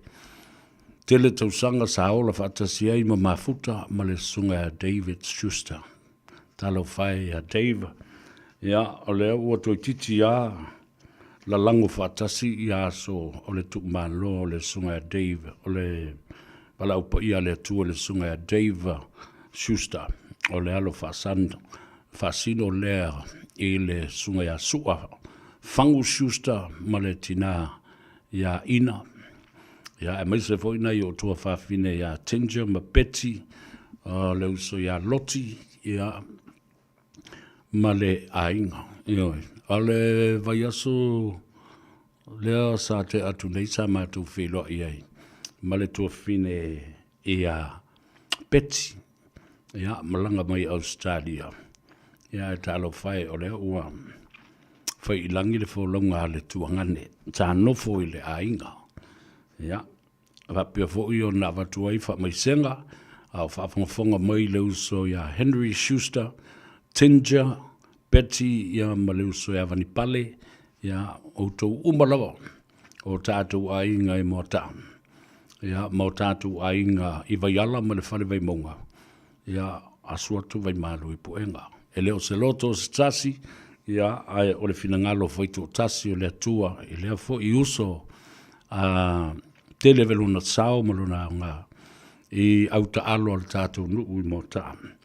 O le taalonga le kapi, ia whapena fo i le taalonga soka. O lea tui titi a o le masina fau o uni. O le tuto tasi leo le atunu. Ia ai o le a whamana tuina ai le savali o le tuto tasi. I tātou uma ma soo se tasi o le tātou nuu i mota. E sāba vali i le savali o le se lautau sanga. O le taalonga la kapi i to tonu o le tātou nuu o mota. Ma le tātou au matau tia. O le anganga fifia le nama le anganga whaftai. O le sa vali le vala ulia o se lautau sanga o vaiala. Ea a lea la ua sa uni e tāpena. Le tātou sa vali whatasi. O lea ua whailangi fōlaunga ana iuso ia. Ia e pei fōla o hala i mā lo, a e mana mā lo. Tuila epa mispusi. Pātū mataia mispusi paito marifi. Lele ileva nei ona tu malol vaso na se mavatu nei. Wala tupulanga tonu alea. Lau solaiti ia. Ia malasunga ia David Schuster.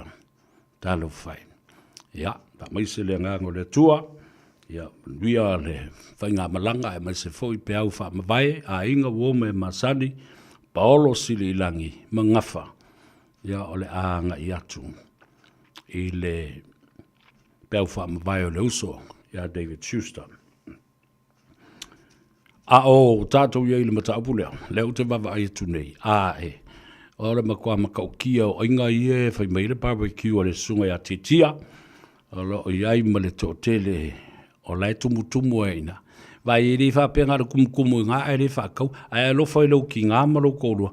Alo e whakau mai sau inga ia titia. Nā mai le inga mua atu. Oka le matautia le mātango fia. Tasty and beautiful. Ia, anga i nā. Tolus fulma le lima. Collect Road i Otara. Nuhu mera tolus fulma le lima. Collect Road. Spela le upu collect. C-O-L-L-E-C-T. Ele o koleki. O collect.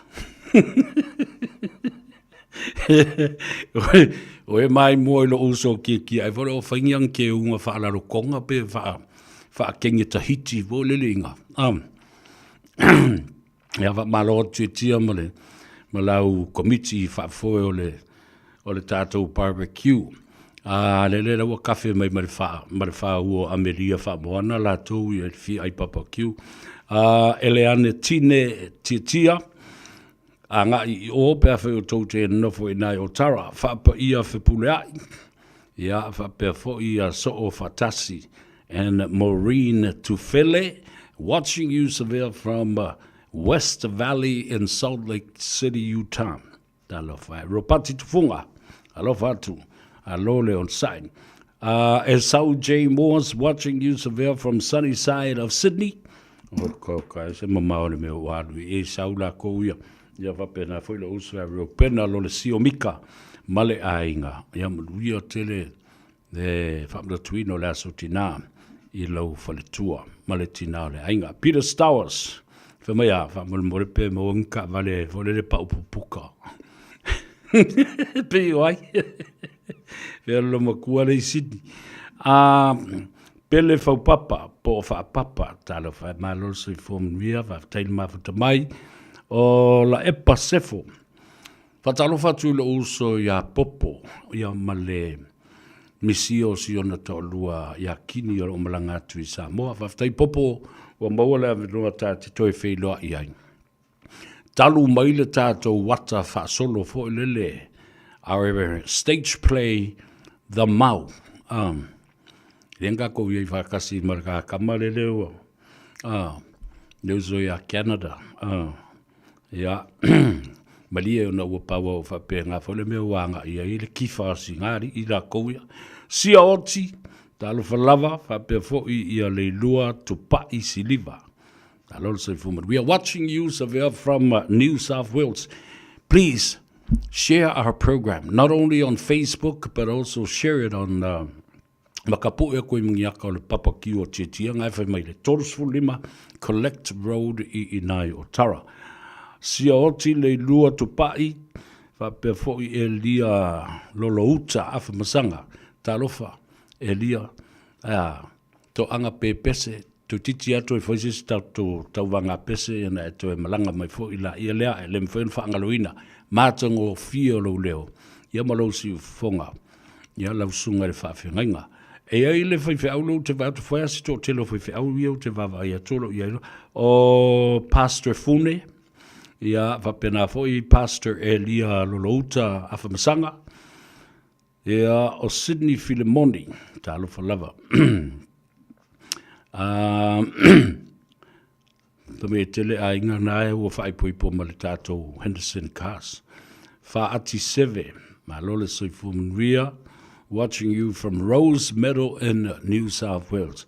Ola batua i tō a tele o tangata, alo mai mo mai atu nu mamau. So please share our program, not only on Facebook, like I said, and also on YouTube channel. If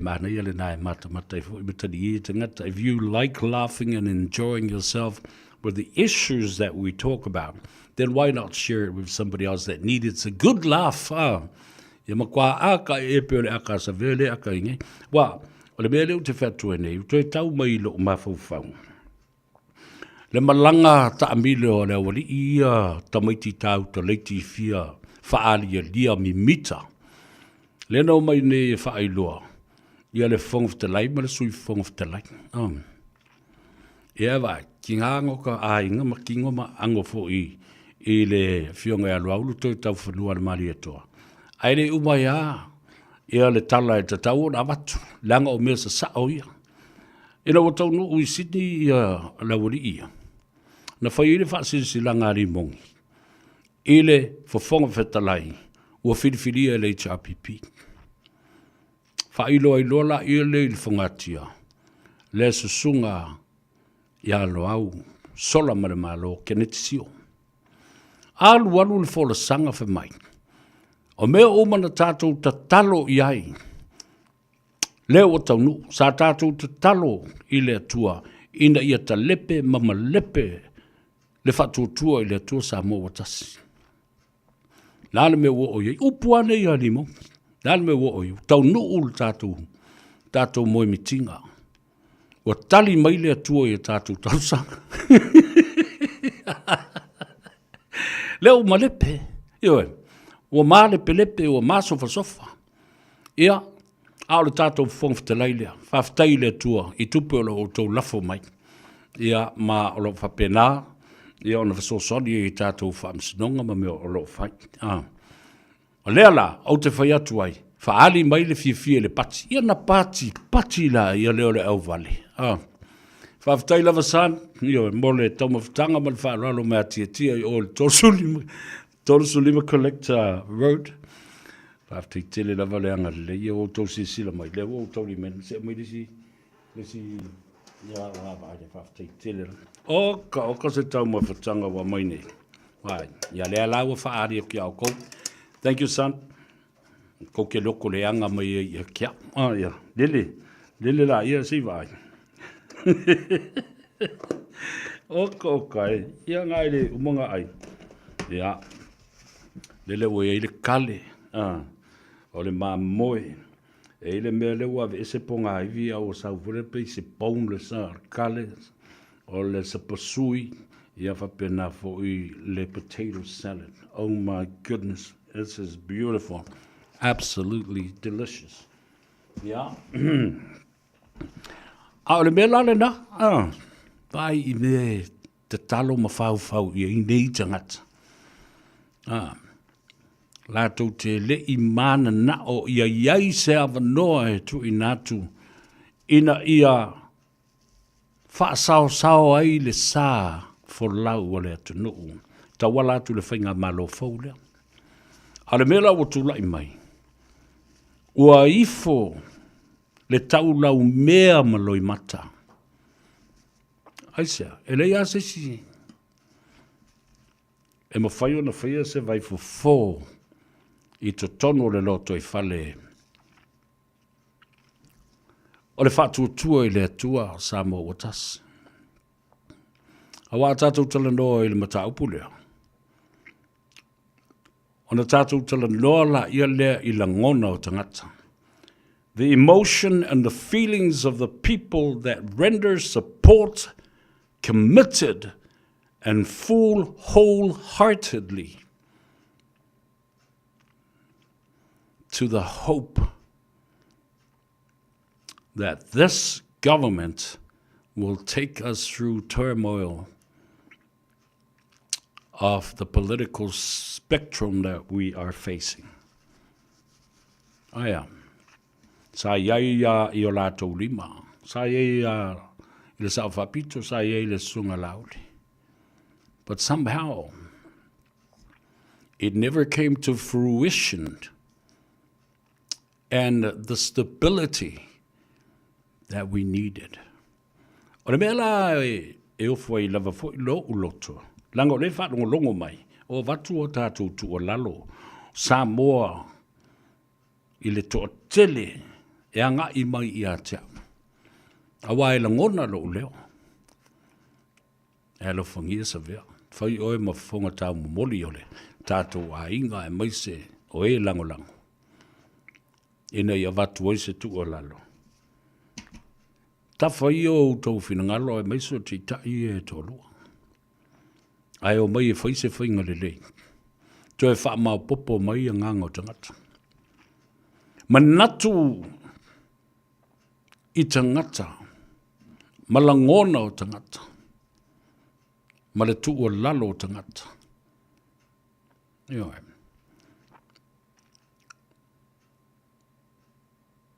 There should have been a consideration, a kind consideration of the emotions and feelings of the people. Le ma'au o tangata. Le anga le lei o tangata. Le alofa tu lai o tangata. Ma le lango sua o tangata ma tangata i lo latu tu mau le whātua tua. Ia te o tau. Ma o tonu fo i le mafuanga lea. No sao no mai ai le fionga le whongwhtalai e te au le mawhiloinga. Nā te le whaia se mea e tuli ai fia mea ma le to ono ina ua tau no watu le tusi. A le sunga le laudi le maari atoa. Le teitei whono, whatasi ai, ma le saini e tangata o mai ia e toa lua se whono. La le to wha i le fionga le whongwhtalai. Na te le whaia se mea whapena, leanga o le mata upu e whito i tonu i le loto i whale. O le vaenga wha upwhai o le whātua i le atua sa mua o tasi. Sa ia le whaia se whai o ngā aitu i nātu le taimi. Ina ia whaia ai se wha le leinga ma wheilo ai i tūne i alua. Na toi a nginga lava i le saunoanga le whongwhtalai. Muri ane. Na tu i nātu le taimi. E o i e whai wha lengi i mea se. Aia. Te ina. E le tangata na mana oi, e le istangata e le mana oi. That's exactly how we ended up this way right now. Yo whalongo la ia e le tala leo au mai ne la o ve alenga i mai o. Whapea o iai le pati fou lea o ta o le green. Yo e, wa ngai uma iai fia me ma lana kapeneta to sfulma to lima lea o lo iai. Ai te sira foi la i le malusi anga lea la asau ma le whongwhtalai. I le toe talo ina leo le whongo i le asolua sfulma le fitu o le masina le neo me. Tātou whalongo longo. There can be different scenarios and the outcomes that we are expecting to see. Nāle mele la tātou wawai e. Whamato i activate i le whongwhtalai. Lana ulua i ngai o inga sa tau na whaia o le i usu le whono. Mua. O le lua afe lua sfulma lima. Whamato i e whaia i se polo inga le whongwhtalai. E whaatula i ai fia me malesi to lima. E o e toi whaila to whainga panota. Awa o le eini pāti e pipi i ai. O le whainga o fia i o le vaenga. O le whaavai se lau whaasfu ma le tasi ma se lau whaasfu ma le lua. A whai o le eise pāti e pipi i ai. O rona winga. O tau no toi o e whai le whainga panota. Lua. O nā ngā ia le whai le whainga panota. Ai toi o fui avele lato mata upu. E le whaam sinonga māwalunga. Ale mea le nai tau le whai. Le mea tōn bua le nai tau na whai. Ai se sila foi. O le si scenario. O le winga le upu whaperitania le nao le scenario. O mate matenga ma masalo salonga ini tu ainga ngai o inga e ono tutupu maimani mea o le a. Tutupu. O lona winga o le tātou masalonga ma le tātou mate matenga. I tu ainga ngai o inga ia e ono whatino e le whongwhtalai. Ai mana tua foi, o lo o nofana fo mai le fionga le tamaitai, sa o whapito ma le parimia. Maranga sa pelu whapeo. Whaper kene mare umbio sa peru. Alan me whai ei.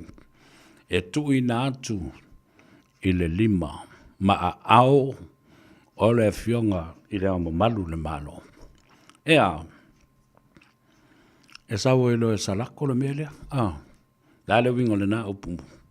Suanga le vatele tātou te talie fo i ma se e whaawhaingo fia. Saulua. This is the time to dissolve Parliament. O le te mile wo mai, ai whaape I. Pea whaapea e le ta ape le Parliament. Ai ono pasia le talo le tupe, po o le pasia o manatua, e le pasia lo le talo le tupe, toi wha oso fo i lisi lafo le wha tuatua ina o le whainga malo. E le dola, pe feso soani a lewe i lo atu. Le feso soani, atu le epa, le toi ina, na matua ave uma I le malo si o la uli ma fia me ma I lato uma. Ina ia tuli ese. Ma le whainga malo sa iai le pae inga lona sifurma leono. Ai te li o le mele o tilo atunu iai. Le to ina na le to e mana na o iai. Ona winga malona whasausiri ma tūlanga whapena ma pule tutu mana me whai I le tunu. Lea o to e suru whai iai. Mo sana whautuanga. How can that happen? The most person and the only one and his government that all efforts were made to remove him and his regime from the 16th Parliament and beyond in the past. Le ngata le pa ina no sfulma le ono a o tu auto le si fa se fulu tau sanga o tuana yatu. And now we are going backwards in terms of going over, hugging to lepa. Ma toe whaua mai, ma fusi mai, ma fesili ngia sona fina ngalo, I se whautuanga I le me tau na whaina ia tū mauai, le whainga malo oni whaipule to la iti o le cabinet. And even Tulepa knows that very well. This is unconstitutional. But he agrees with it. Ua ia lango ina le mea se whai. E le aia se mea le tango, ele ni tu ina ele ngau ma malepe ma. Le oa ile whainga malo. Oka o kai ta fifi I ka ingo ingoi.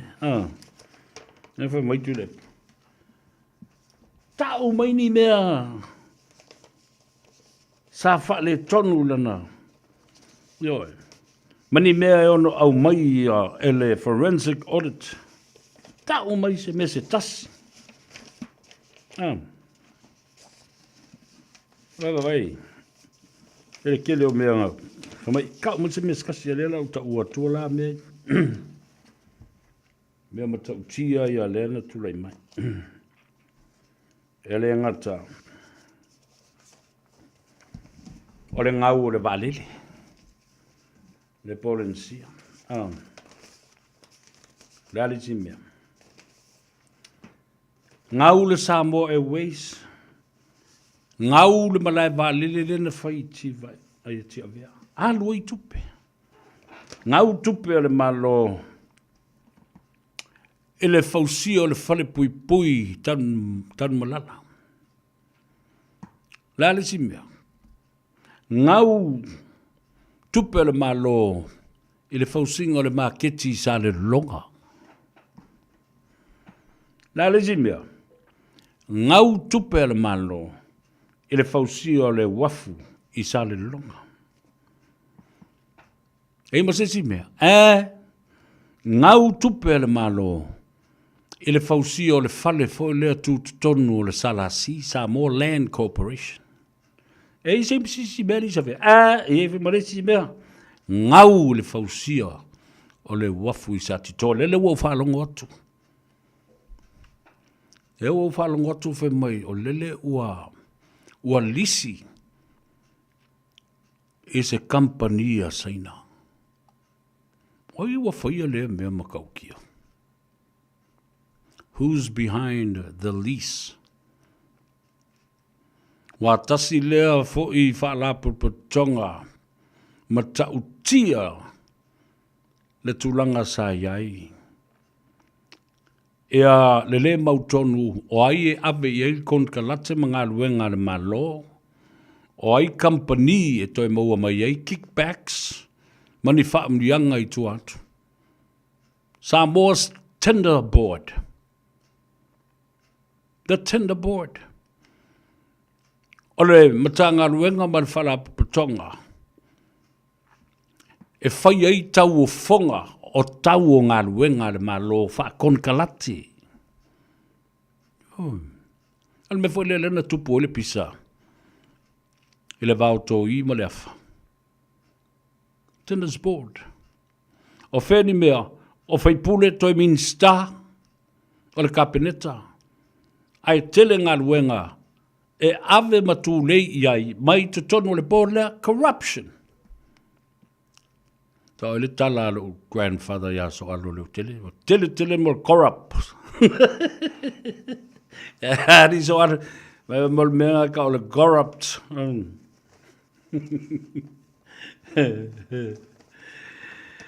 Toi fo ia tulala o tala il mata o pule o le pasi o lua vai tolu.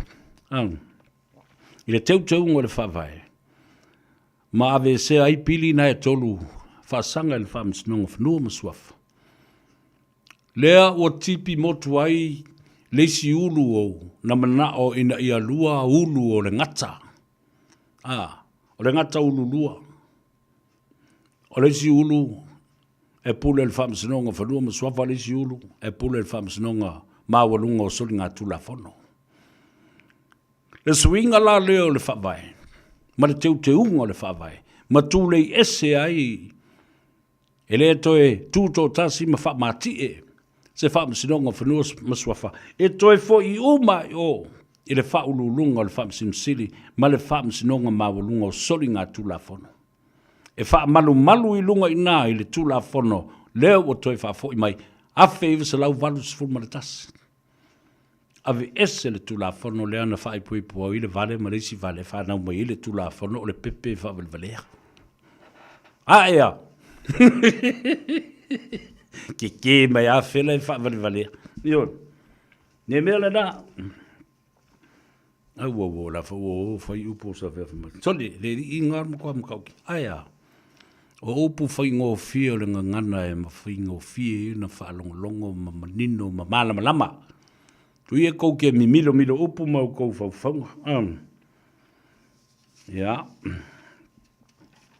Sa o whaalongolongo atuana nei fo lele i le polo kalambea. O le urungari i vale o le nā. O le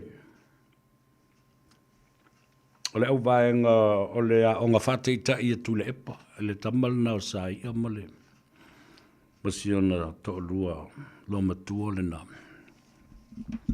Mai Sydney Australia i le porkalame fole o ta uole. O le pi inga, o le fale o pi inga masatan. A falongo la i le vaenga leo. Deu te whaingo i na o le kinta kāre na tulepo. Ene lo tulepa ewa le tali e pini ta moiti fōi.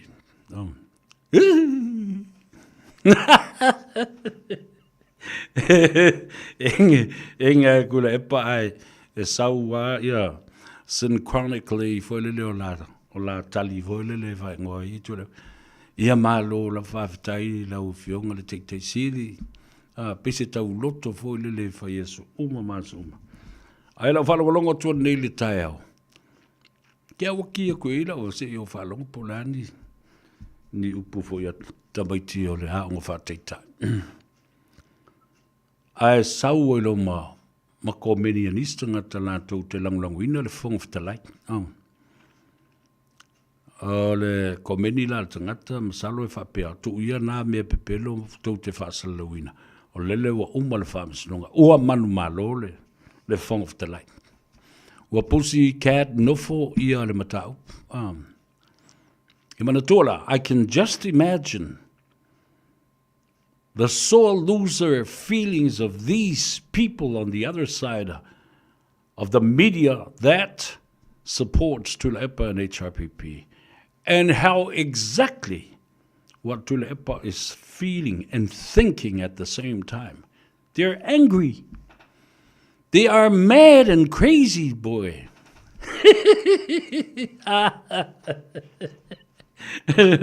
All the swear words that come into their heads and mouth is there. It's there for the taking, and it's there. You can actually see it, feel it. Lea lana wha leo e lola ngono lo matuona. E vei upa lau vale lungole o le porkalame.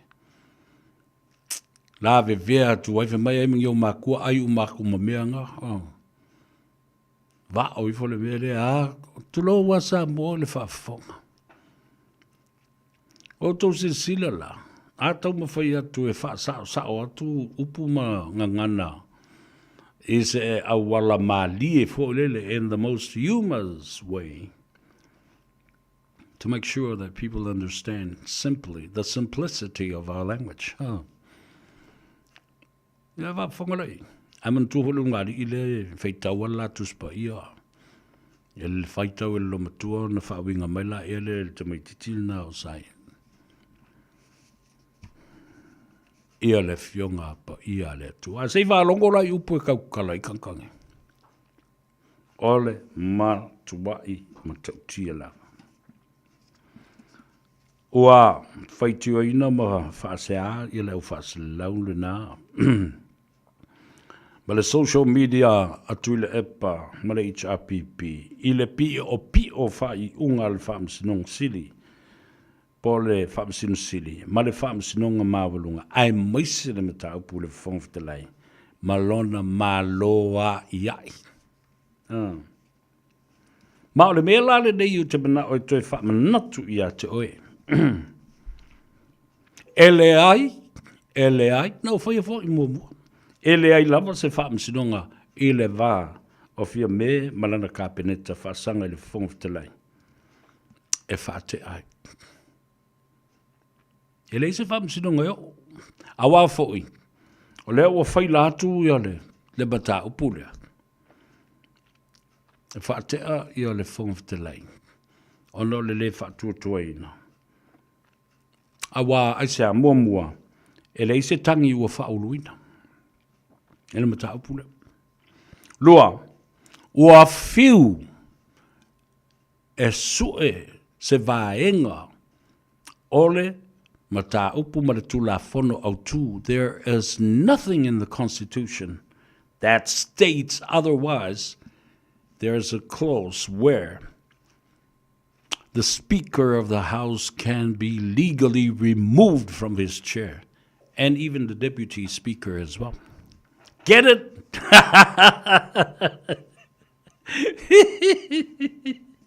Wala ia. Te minei matua whi ai mati ngā loto tangata. Wā kau whi ai lava. And this are my thoughts on this issue. Now that the Speaker has won a landmark decision by the Supreme Court's Chief Justice, the Honorable Satuisi Mativa Perese, he has now delivered his reserved decision and will go down in history. Ole ahalu ilalo, ole tala fa solopito fa mauwina. Ole malo, male pale mene o sa momulo na fa msinonga. Le ua tawa fa I umai ai I. Le tafa tolu lea o I tu tawa ngai o le malo. Ma e tatau na whaasa oi fo I mana mata upu lea matau langi o I la tau nei. Aua le whaoa. E lesi tu tau langi ma e patino ma whaasino I ai. Ma malu o leitu. Mos whaate ta inga. Le kāpeneta, pale mia na le pule ya oko. Le pale mene, tai le nale o le mauta, ma le tai o le pale mene. Le fofonga fetalai le nale whaalongo iai ma wha malu I me oma. Le whaamsinonga, mawalunga le nale o lo o iai, le whaamsinosili. Ala ale bena whai le vaitaimi o tuilepa.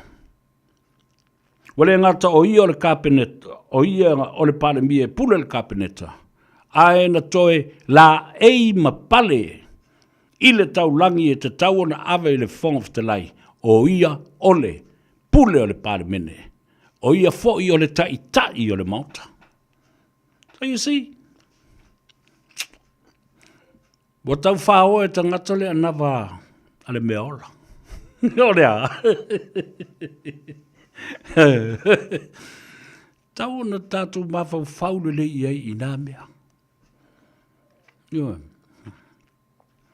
A tū fo I tū o I sisi taimi wai, anuan wāto e tau I lo o mawhau whau. Le telo mena sui e le te malo. Ele lopo le ale mafuanga. Le manatu le te maloa. Ia te ia uma, le mamalu ma le pa ia ma le mana. Ma vi inga uma. O le lalo langi nei. O tau se sila fo I le whao e se ina. O tau langi na tātou wola mai lava, o tau langi ai le au mamalu o le malo.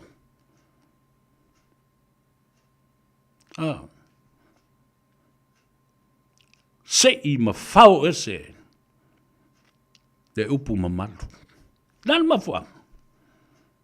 That is as a most simplest form of how this man is madly in loved with power. No.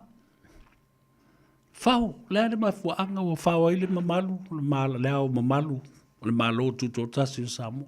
Li ni waku le fale kuosi, ile masiofo, se I mafau ese le upu masiofo.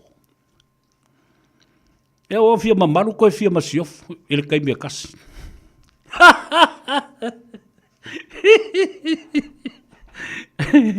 Ia paranga me fai. Papa stui fio mela o fio ngale masiofo. E aver kariera wori. Fio maia, ma fio mela o fio la sunga le masiofo. Kariera mela o papa kiu la fai mai o le tolu lima collect road, Road Street na Otara. Maloa tu sa ili malo tia mal tau vaenga. Ia fa malo tu fo I le pa ia maulunga le tātou tunu o lo oanga I atu iai. Wā si tau mawhutanga. Ia, ele nei aso la tātou wō. Se I tāle pese lea lea vāmi o le lei. Ea fo. E whaamanuia atu ai I le pa ia mawalungo tinama ta maitai o mole tunu. O toi mana tua isi o ta mā o vai pua. E na o sau lesi e fia tai au le asfarei le pole uli ea le whainga le. O le si fo I pole kalame. Ai whai e male maketi.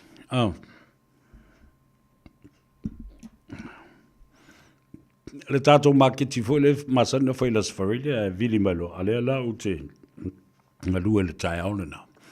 E nā ufa talofa atu lava I talofa o le swafa o vai pua.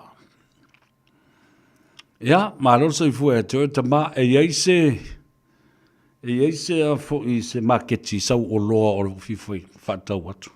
Mai sa vea I o vato lea wha mai o ta maiti I o tauna a isi se fia whakau ka miki au mai.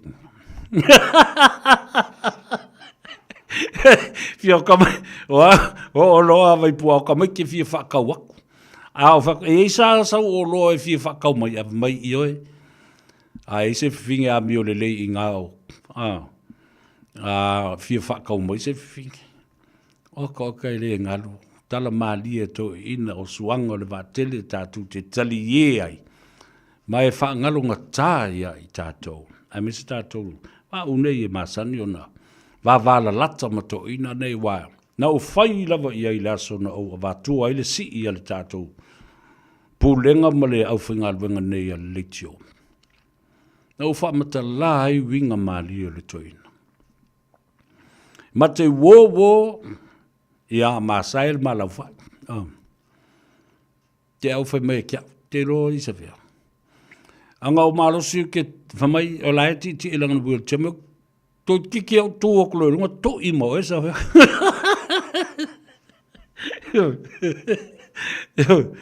Whaku ea, mai keilo, ia, ole mali, ngāre kari ie tali e nito ina ma mōna winga mali. Whai pēr na malosi, Ngwe whaku kolo ma whaku kupa o e waipua. Ia alu lesi aso sau o leile ma wo. I sau lole o le wheelchair whamai loe tea. Teido. Eire koi inga le ngā kaile mako mafukanga. A lea fo o sa moa tea.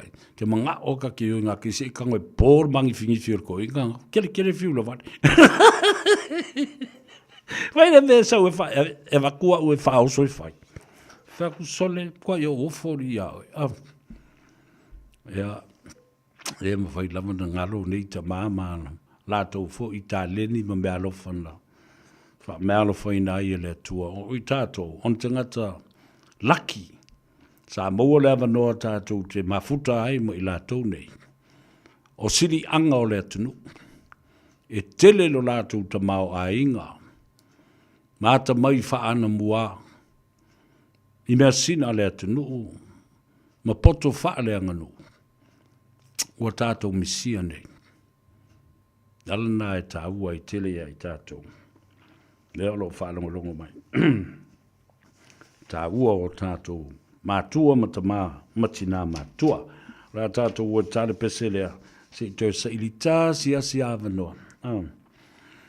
Se iwa ai atu ai i le teine lea. Oi fo i o. O ati. Po o se a vā mi o le leit. Le ngō le pese. Vai la fe o fai kala ka ingo ingoi. Ia le rā. Vili eru. Male pese o whai ngoi ina. O se a vā mi o le leit.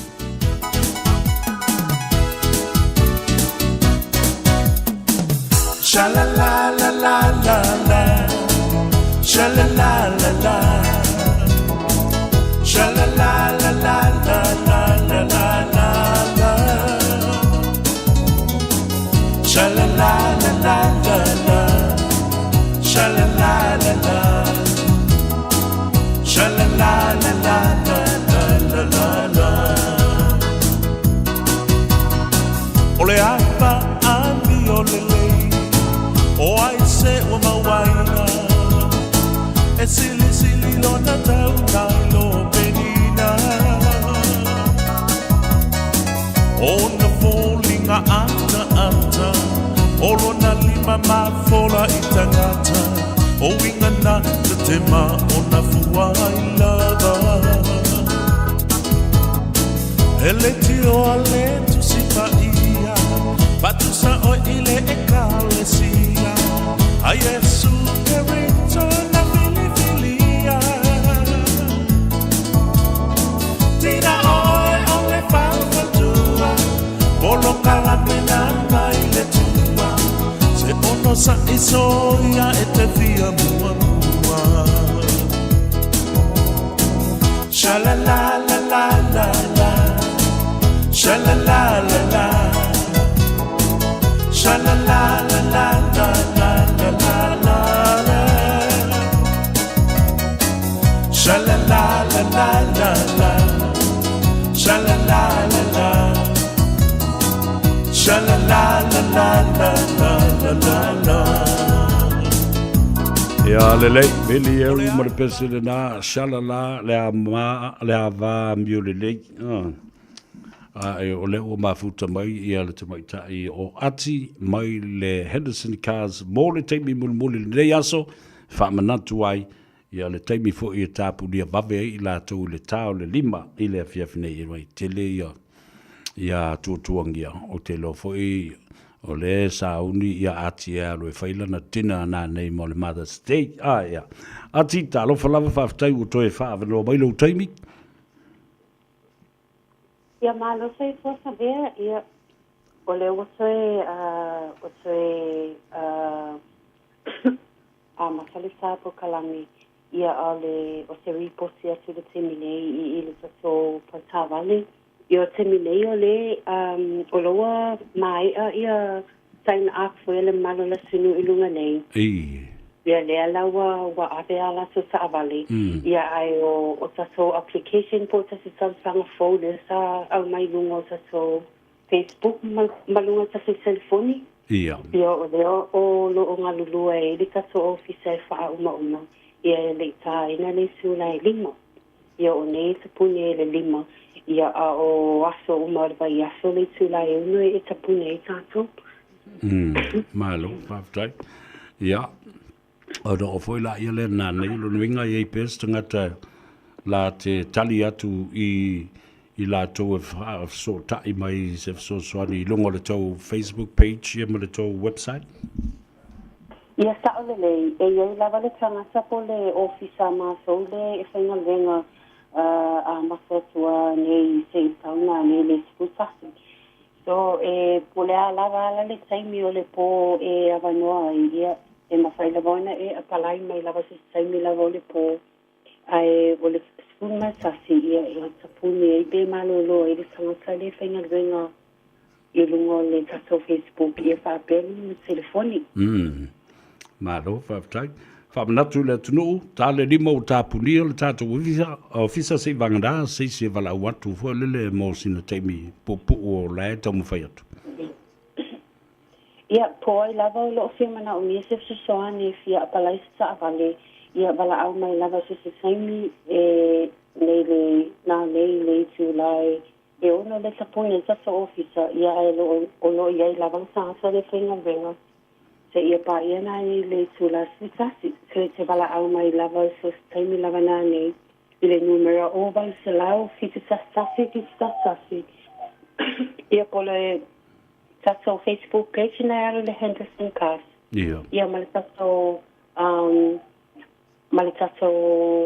address po tato tuasusi, i o le fwoi tala tato tai au, i le tula sa pulu, pia uma mai ia luki tai au. Yes, ia o sala foi do sato sa o le tula spulu.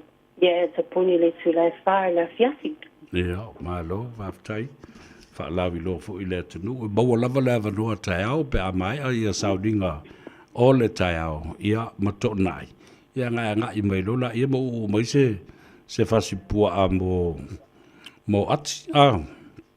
Pekero kosfiku. Ia lelei. E tanga lua la so tai au. Ia sa lei, ia uma mai foi ia tato so ninga le tai au. Ia ona tala foi le tato ofisa le tula se fulu. Ia se fulu e se puni le fala fiasi. Ia, malo whaftai. Te manatu le ua kava atoa ia tā pūwhangota i lau saunuanga. Ia mwhamnatu pēr ia e mawhai o na whaonga maritangata full time. E whamalo si ai ia le application al tangata leo le pensiona ia po le benefiti foi. Tā ua le nā aia. Ia sa ole lei, ia te whamanatu atu lava le atunu. Ia le tangata le benefiti, ia whapiesa tinama sa mama tua le tala le pensiona. Ia e tā ua lava o le su e mere tangata le full time. Ia tangata le nā sa o support. Ia pe sa fwe backup. E ai o le tūlanga le pe meni ia mai tawale. Ia alu lava le ngō o ele te benefiti. E tā ua lava o nei o requirements na o lo mina o mia me finance. E le o le part-time, e le o le casual, a o le full-time. O le tangata full-time, ia e tā ua lava o na suan le tangata full-time.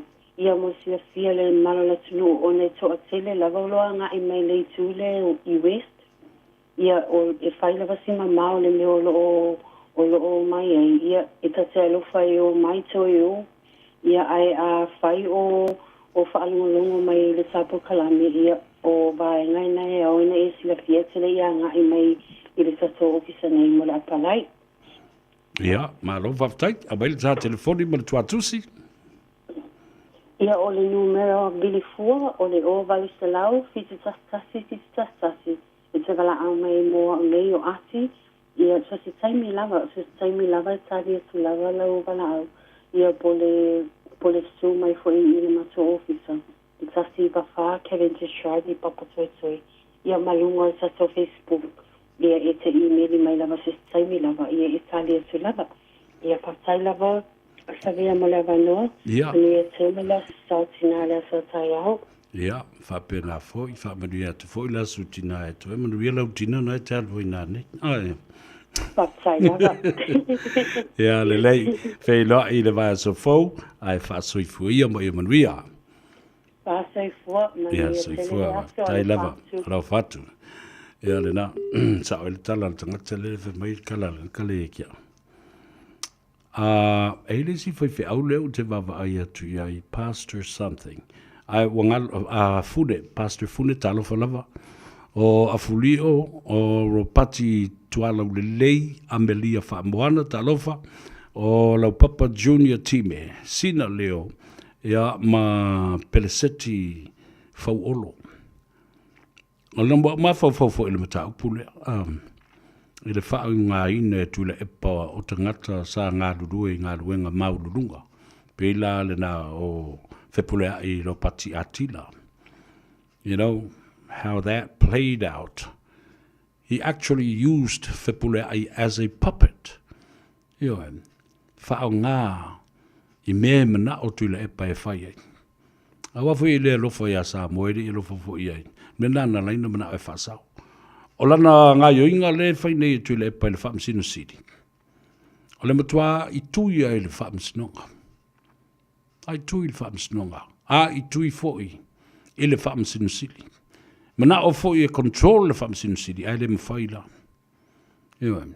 Nā te le mawhai o na control le whionga I le whaamsino siri. Au intofi oia. Nawa iatu le ai. Satiu Simativa Perese, the Honorable Chief Justice, is the man of law, is the man that honors the rule of law. Wa fiu la e tu e tau faa lele le wingo le tala e tau faa maa le maya e toso mai ai. Wale ma fai. Iwe. La fo I sila fia le leia le whaamsino sili. Ua safa sa moa, ono mea le malole. Yeah. Tapu ele toliniu, talo fulava, Patrick A. Kiau. Yeah. Ea, le ngata fo ilea. Fele matamata mai, watching you from Anchorage in Alaska. Talo fai a tapu ele toliniu. Lo fagia le tua whaamandui atu. Ia te oe male ainga e mai seo tina umau Samoa o lo lalam papa au I Alaska, Anchorage, Alaska. O alatanu siaki, talo wha alatanu tua liva fuinga e alu oe alatanu, ale whatu o watu e koiongo mai.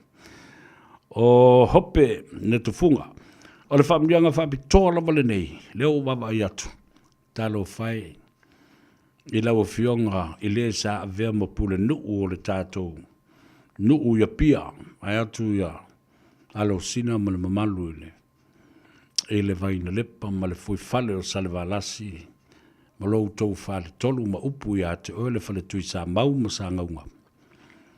The Honorable Mayor Tule Tufunga. Ta alofa lava whaftai I le avanoa sa ta wheloa ia I le tu malo o le sunga ia tu le epa. Ala I maloa e ma le malo paito ma le ifi patu ma tai a mispusi. Tai le tua I lau o fio mai. O maulunga I le aso ia ma le avanoa sa ta tala noa ma whasoai. Ia ma toe te pai I tua I lau o fionga I se tangata se tamali I longa foi I mea sa whai na nu I tonu a pia. Le wha tolu. Ia e mai se fo I wha whiwhianga. O upu whai o malo.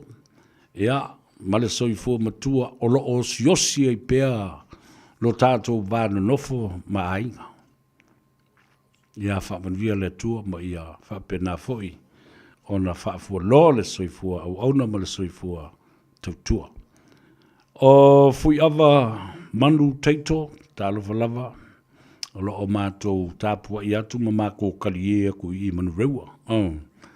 Ia, manvia atu la so tina ia te oe ma le whatua. Ia, whapea foi I leu soia Peter Tariko, mātou le maka kalie ku lava ingei I Ashburton, tālo whai.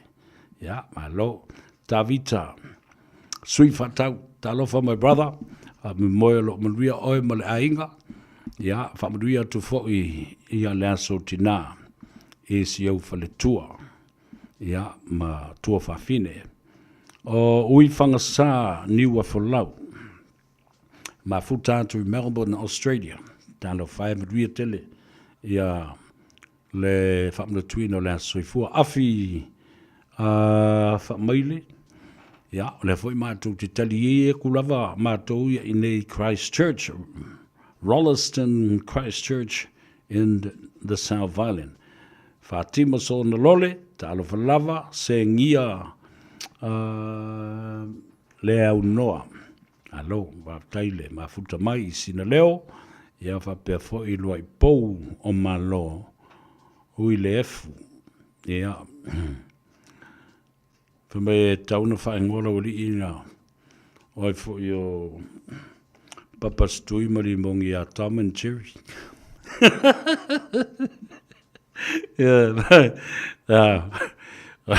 Of kero pima ere ngonga ya Tom and Jerry oi la Tom tui Jerry oi mon limong ya na maftau ya vai nga Tom and Jerry sia tung yola talo favoi Joseph tala fia ngai le panota talo faile ntotia afa tonu lava le tūlai tonu le tātou wo e tale pesele ava vai I ei foi tātou wo mailoa I ei nisi vaenga tāua o le tātou whasoa tā upu e tau ana whātino le so ia whapena foi lea o na tātou wolo e te tala le tātou leina maua le ava noa I a te oe e te wala au mai e wha leo wha mnianga o le wha mna tuina o aso o tina o le tātou o tino ai moise ia le lalo langi a toa ia la whai ana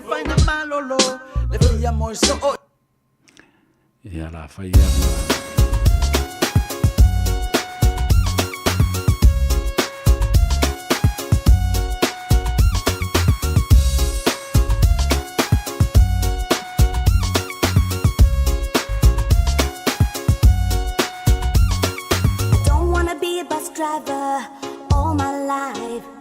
I'm gonna pack my bags and leave this town. Grab a flight, fly away on Benga Airways. Fly me high, Ibiza sky. I look up at the sky and I see the clouds. I look down at the ground and I see the rain go down the drain. Fly away on Benga Airways. Fly me high, Ibiza sky. We're going to Ibiza. Back to the island. We're gonna have a party in the Mediterranean Sea. We get extreme with this here. What's your biggest fear? Say your prayers, boy, if you're scared. We ain't the one. You son of a gun, don't want none. I pop you like a 12-shot gun. Holla at your boy before you try to make noise. Get your itch, boy, lace it up like Primos. Keep it soft and wrinkle. Sprinkle some of the homicidal flavor. Ghetto fabulous player. Tika mai le pesele wa fai mai o. Eva mai sunga fa anga o. Awa eke pesa, awa eke pa o. Lue ya so lue fa akero. Tika mai le pesele wa fai mai o. Eva mai sunga fa anga o. Awa eke pesa, awa eke pa o. Lue ya whaakero Fika mai le pese le ua fai mai o Eva mai sunga whaanga o Aua eke pisa, aua eke pa o Lue ya simso lue whaakero Fika mai le pese le ua fai mai o Eva mai sunga whaanga o Aua eke pisa, aua eke pa o Lue ya simso lue whaakero o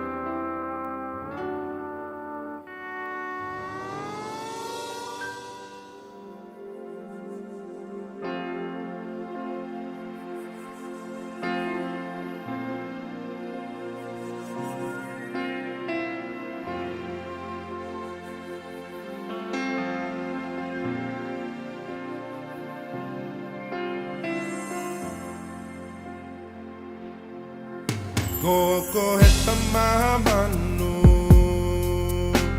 na tuku ikine ka ko au na hangu mawai vene aloha mai ko ki okumata ko awe wia lele atu ki moana aloha mai ko ki okumata ko awe wia lele atu ki moana wia lele atu ki moana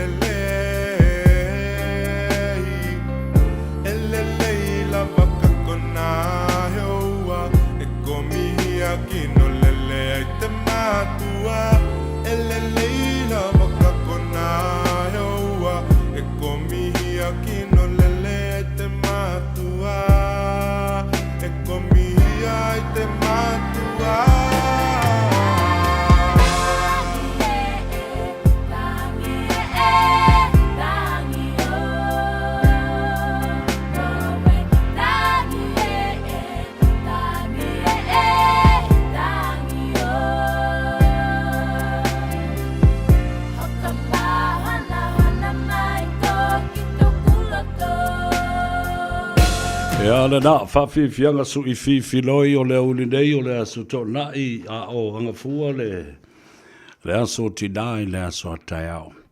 O le atoa I lea o le se lau se fulu ma le tasi tausanga. Talu o na whaailonga ina le aso o tinai le larolangi atoa lo na tala whaasolopito. E le aso se fulu ma le tasi o le masina o me. E le tasi le afe sfulfa o ia iwe a fika ia o se lau ai ma le sful ma le tasi tausanga umi tele tausanga a le mele o ke wawa ia kule kari e mai eitina whai mai o kouki ngari mkwa ko mkauki ari le mele lai langa mai lava mai se wha mole e sa vea le ataua o a whe whakauko ia le fonf kalai fou ngawa le nga kofi aku era wadi ia mai oi la whakauko nga o whaku o le su se fale ave whakauko i la wadi inga ai whakauko e cherry Nko vele o kako alwa e mele o kengi a vele le atu le apama malimongi. O Tom and Jerry. Kusala o Tom ia fo ia tui, papas tui. A Jerry ia le moki. Le la su engi se fale ave whakau ko oida uri i. E whakau koe cherry. Ta whiwhi le mata uti o nei mea. O tātou o mai nei le mata upu lea. The Speaker's vote that will go down in history was legal and constitutional. And this piece or clause of the legislation for the Constitution has never been used before or exercised. It has been done now for the very first time. Se mea whapea. Le mea siri na mali ai, a o whanga solo ale ni mataupu. Ai au te alu lava ma utilu ma toi whaitau. Ile whawai. Mai loa ai ina. Ele ngata o le palonta al fonga whtelei. O se sui us fondo le palemene. A o lana palonta fo i lea na whasiringi ai le loia siri, whapea fo i malanda ia lava fo i lo ia. Tutotas. Yoi, era ngā taula na palota pe a whai tutusa al whai numera. Is all stabi. So those are two different major things. Your vote, casting your vote as a member of parliament and casting your vote as a speaker if the ballot is equal or the same. Umolfina. A ole mata upu whapea ua whaise tangi na ia tuli le pare ia le fionga ile whongwhtalai whamanino ia te oe leise mea whapea na ua whiura wali Iesu e se mea i to tonu o le whaavai ele mawhai. Le ala fo le nā lai o na tau mwhai mai e le tu marakapineta al tu mai tai pare mea. E whao ngā le whai upu le e ta ole the principle of necessity. The principle of necessity, nā fua mai le vai teimi lea. Mana tua fo i le teimi o le French Revolution, i le teimi na o ai ia tangata whalani pu e mai King Henry. Ai sala ese le ulu vātul whaafonga le tuno. Umana o King Henry, o ia e pule, o ia o le tupu, na te whaia le tulafono, na te wha mamaluina, ma wha malusia le tulafono, o ia foi, e iai ma le pule e la fo sala ai ma fa o sala i le tangata o soli tu la fon. Le ala le nā o le tau pule pule le o tangata. Kako ue pu e mali kako kupu. Kako ue pu e mali se ri ne. E alanga mamalu le ri ne o kako. Kako o fika me tātou ia. Ia o ainga ia e whai mai e ave e se le atua le mamalu o tangata ua fia mamalu. Ioe. Ua le tala whianga ngai airi le mamalu. A whaifo e mamalu. Ai ua le whaio le mea lena. Ave se si mamalu e. Mamalu ai se si tangata. Peila le mea lena tula i mai nei i tono le mautafono ma le palemene. Ua tau au ina pule tuila e pa. O ia le palemia pule atua i le kapineta. To e pule le mautafono ma le palemene. Ai pule o toi pule o ile ngaluenga le whaamsino sili ma le whaamsinonga. A whea la le mea la alu ia le whongwhtala i pule ai. It only makes sense, Le au te vai atu o mafuta mailo uso pele. Le au pepe, Willy le au pepe. Tatalo fatu le atu sa vea i lau fionga. Awa tasi lea tamali. Olona tina fo i atau le papa. O se tasi o tina tamaitai mua i tono le mautafono ma le palemene o sa mua i lona fo i tala whaasolopito. Ae sa avea fo i masui fafonga whetalai. A leo tātou vevesi tonu lava le mata upu i le fafonga whetalai. Tālo whai. Ia mantua la. Lea la ua te tau o na. Lea ua avese nei e le fionga le fonga i lea fo i le e le whamasino sili. Le mata upu lea na ia tu urai se tu la fono le tu mau. An interim injunction to stop or halt parliamentary work. Tau fia ai whaale tu mau. Ia ngā ruenga le paramene ma le fono. Ia lea la tātou nofo mwhatele tali. I le taimi au sui ele fono. A lea e su a se whale whakauko i da ori ia ngō mai e oe. e sua kupe ma whaalawi loa le, ia le whonga whtalai. Tālo whai, ia loa. Tālo whai a lupe matasila. Whaatāsina atu ai, i la ua manai o la ainga. I lo utalitonunga.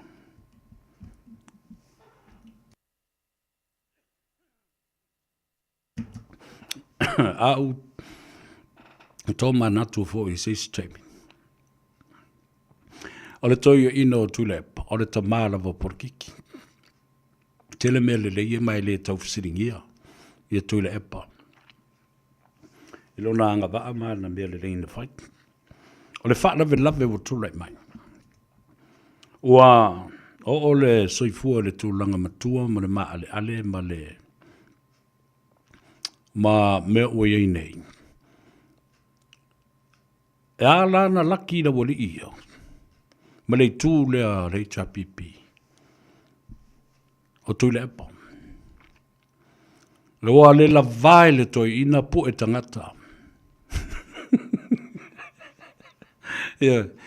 Wa le la vai le toi ina po e tangata. Wa le la vai fo e le toi ina ufi tangata. Lalo wingo le natala. Tulepa had been defending all these people. And what are these people doing to Tulepa?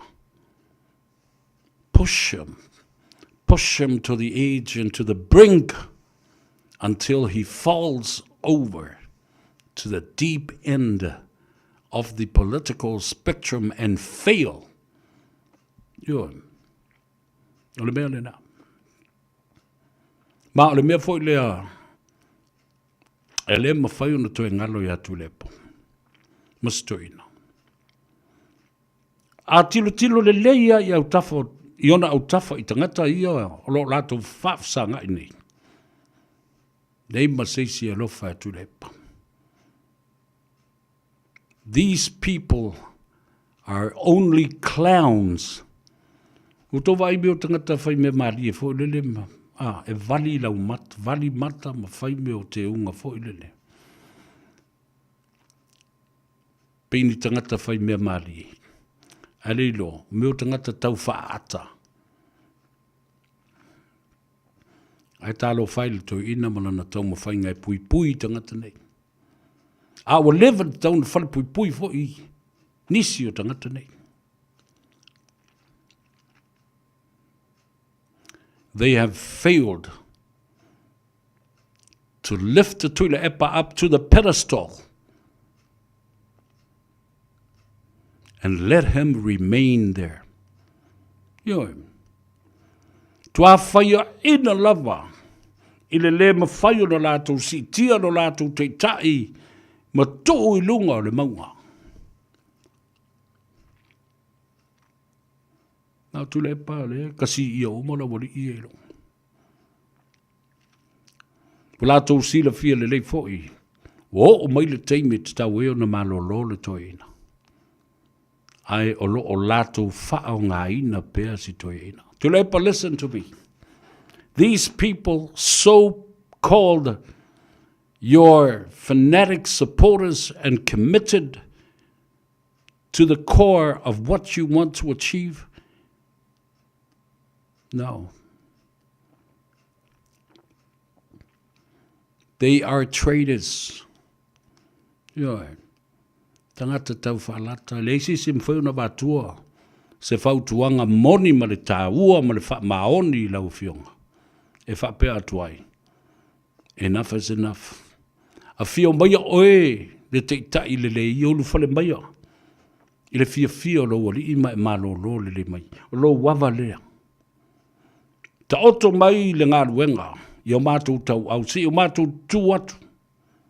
E lango ma tau ave le ngā ruenga. A e lei loa. A e lai loa. Tala sa o le tala le nā.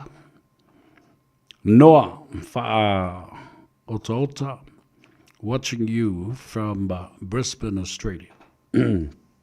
Lino foa I talofa, brother, alo le soifo mria, pa talofa tu I le uso e fui ava tu yoti I a malfiltua, male ai ngali, manuia lo faiva pe a ala usu ala seu le asua tai au. Wala au mai pea e lo foi. O maule pisi, talo fulava malole soifo munuia. Lo mai leo lo tala noa le mata au pulo le 0%. Mana tua e 5 le tolu ia faipule o lo iai tonu le mauta le teimi le nei. 5 le tasi na fili mai. I whainga pālota alo i o le 2 le tasi. 2 tasi. Fili mai il to 5 le tasi. Mal to 5 le tasi fo le nā. E ta tau o na whao ngā le lātou pālota. Ai o mai lo i mata upu o le lua vai tolu o le majority isa mata upu se tula fono tau whaofi, teu ma whaofi, ma pasia. O teunga nei e te tau na sila to toa i ai le pāle mene ma le maota, fono Samoa. I lau tali tununga. Let's have a fair, equal playing field. Dala wingo tala na. A whai o tātou tali tonu. E tu tusa pau le malusi anga o le tu pao li. And the equality ma le tu pao tina mata mai tai. Ona au mai leo le 0% le naeang. E a fi le lei. I se lau sului. Ai va ai se me tanu. Peli ai o ile moana sau. So ia tātou te toe whaia ni mea whapea, e whapolonga ai o tātou tangata, ai mai se le tū pao tina mata mai tai. Tātou tā alo la ina, awa o le mea na whaia tūle epa. Le formula lea, ina ua oma mai, le fono ma lo o whatasi. Ma wha ma ite ai, ma wha ma puna mai le mata upu lea. Ina ia tutusa, ma walunga le ia tau tinam tu mai tai. Ma ia ma walunga fo se whai numera o i la tau, e sao mai i to tonu o pu whai o le malo, o malo le tau pulenga fo i, ma malo o whatasi. Te alala na whai ele me lea. Ai mana tua fo i. There was money involved in this. Na iei le tupe na whaanganga mai. I malo o whatasi. Lango fo iei ma malo le taupulenga. O ai ale malo mua o le Pasifika. Nā tō te whaonga ina se formula ma se awala. Ina ia whaaloto tele ei tinam ta mai tai e o mai i tonu o whai o malo. Whapena fo i tō whinga maululunga o le malo. E iai le fasosoni ma tupena. Te le I wha longo po whena o mai ini nā tupe. Pēna o mai a, it was all silent. Ioi. Awa, o le formula lea. Leo o tātou vesi ma whaase sei na I mawhauwhaunga uma o tupulanga te lavomu ta maiti. Wa a vea sa moa, mase atu nuu, ua whaima mea ula. We have become a laughing stock all around the world. Aisea. Nanga e whemai o le 0% o le 5 le tasi e ono. Nāle me le wha malama le le ai. The most basic fundamental rule of mathematics. Fasao.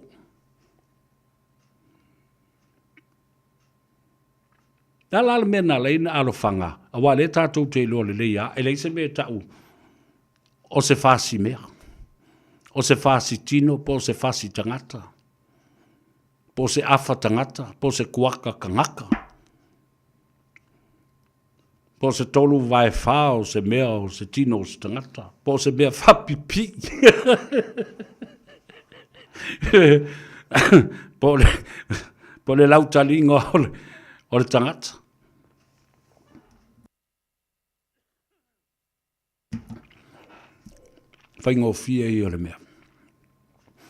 You know, rounding off this kind of formula and a fraction for human beings, because we're not talking about dead things or even pieces of stick or stones. We're talking about living things. O le simple yo le mea. Nā le mea toi whao ngā haile nā desimale. Tia i le 10%. Yoi. Nā le mea toi mai maua i le whai le 10%. Nā maila ia leo tangata whao popo nā e sao mai o te mai tai. I le 10%. O la o lewa na iai lona sui aloa ia. O le whai pule whiriwhilia. A leo tātou ta alo lo le formula lea. Ua wha pasene ai. Pa lota al tangata ua manu malo le nufua. Ma tangata hao whai o le tu malo. Ma pa lota o lea ua maua le tina po le tumai tai lea. O le matua pool kurapa o le nā mea. Yo. Whai le mea sao. Toi teu le tu la fono. Tia i ese le nā se 10%. O mai i tutonu e tutusa le lei.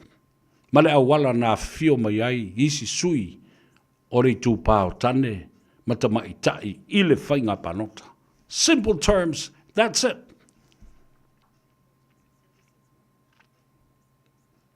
Yo. Teu ngalona lua o le whaavai o le tunu. E tau ona toi silsila tutoa iai le paramene. Sui la ia ua mai whaapopo nei. Limas fulma le tolu ai loa la ia lea o sui whaipule uma i tono na mauta. Lea la le whetau iai. Aisea. E lea o ni sui alo ia lea la o tātou tala loa le mata upule nā. Ma toi a nginga ai le upulea. O sui na o mai e whaatumu pū i le vālea. Tau ina ia whaamalia ina le tula whono le 10%.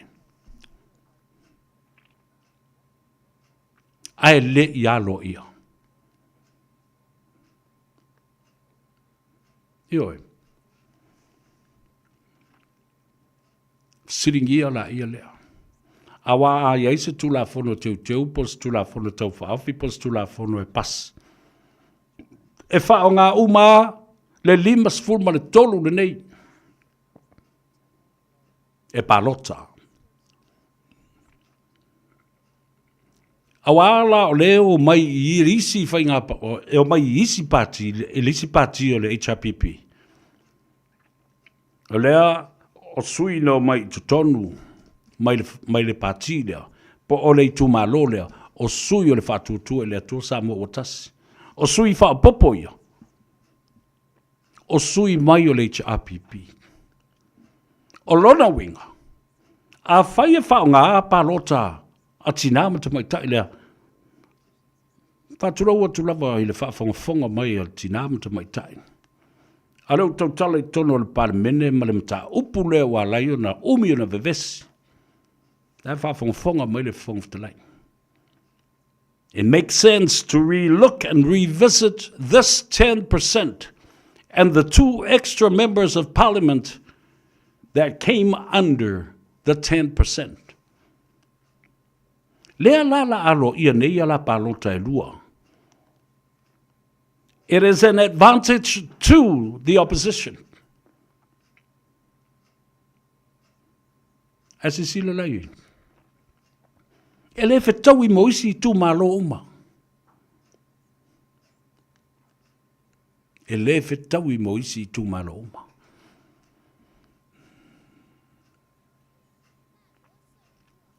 Na ona ta oto atu whapena I luma mea. Nai whafunga mai. O tātou te tai e mai se le toe manu malo mai ai o le whonga whtalai. I le mea lea o tu lai mai. Ya. A fio mai la ia lea. O rau se tanga malulu nali. Le na fōa le nale toi wha wau ai. Lau tau tua. Le maota le nale e wha wau ai lau pule. Nena. A toi tanga I fo I masila sila le mata upulea. I le wha ngā ina le na whina watuai. E wha ngā the principle and the document of necessity. whaatautonga nā na whaia. Na whaasai fo i le tupu maisi tangata, le mauta fono e whaia ai le whaatautonga, o le malo fau o whalani. Ina ua mai ale French Revolution, ma umana pu e mai ia King Henry ma sala ese le ulu watu whaafonga le atunu. Toi whaatu langa. Democracy. Ile malo whalani.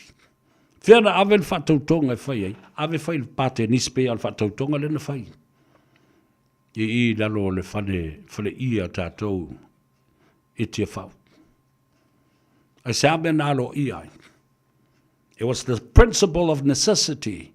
Awa, watoi titia a to le fasfulu lima aso e pe ona au mai le whaavae, a whai e oma le fasfulu lima aso, a le whaia se whaatautonga, watoi whaata ape le paramene. Toi e whai whinga parota. And to save face,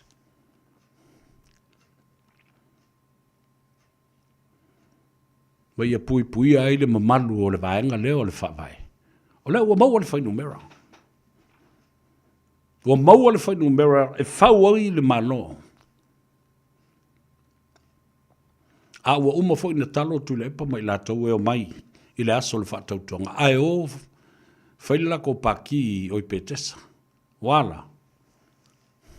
Anko o mai e le ngā aso. E mafua ma le fia popule ma le fio ese ma le mautafono. Ma le malosi o le tula fono. Le wa uu nei i lima o le whainga malo fau le whatutu e le tusa motas. Ia le nā. Le mea lai tauno o iei. Ia tu le pama le vaenga lea o lo tau mawhai a vese le whonga talai ma tau mawhai ta lepe le parlemene. E tau le mōli e le treason. Whauwhanga e whapau le malo ai maise le whonga talai. Whauwhanga e whōua le malo. Ma sui le whonga talai, ma le sui whonga talai. Whatea. Awol, talo whai o la tātou ua te tala le leina.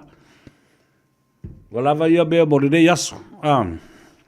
Ai tufa le tātou por kalame. Please share our program, not only on Facebook, share it on your other platform, whether it's Twitter or Space, X, and YouTube. Yeah. Tufa le tātou por kalame. Tolu fitu tasilima iwa tolu le tānu mera. Le la tala tātou leina mols fulu minute. Alofa anga mawhaamdianga le aso tā ua o tina matamai tai.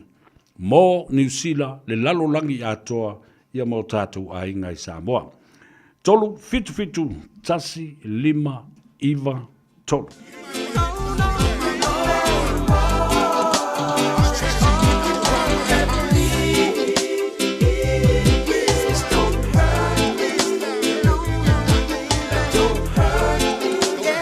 Ja, fantalo fatu le tātou wala au mua malon se fu madria. Fantalo fatu le tātou wala au mua. Malo se fu. Alo lava se fu. Inga fa poenga ka kom ka upu. Ja, va tai sa no ia famia. Na sa moa koa. Tai. Ja, wa ia. Ja. La se si me mo pili pa maula so kinga ni ka usanga. Lo malo fa kalai. Na dia lava. O le pinga ni ia so kinga. Nei mai ka usanga. Ia manguia lama ya lunga ngei kausanga. Alo. Fa se fua va tai vala mai. Ya, o tato vala mo le na fa ngale va no manu kele I. Kape o malo maka ko masingi ya waru mako fale kele o me fi faidele fi mala ko nga I ole. O le sao kinga. Tolu fitu tasi lima iwa tolu.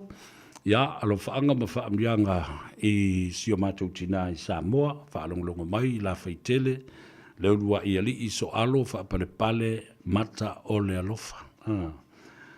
Ia tele lea soifua tina, ia whapefo I tina uma o le tātou ainga, tolu, fitu, tasi, lima, iwa tolu. Come on, baby girl, come on. You are desire. Love ya, not easy girl. Love ya, not easy girl. Come on, now put it in a can't be heard.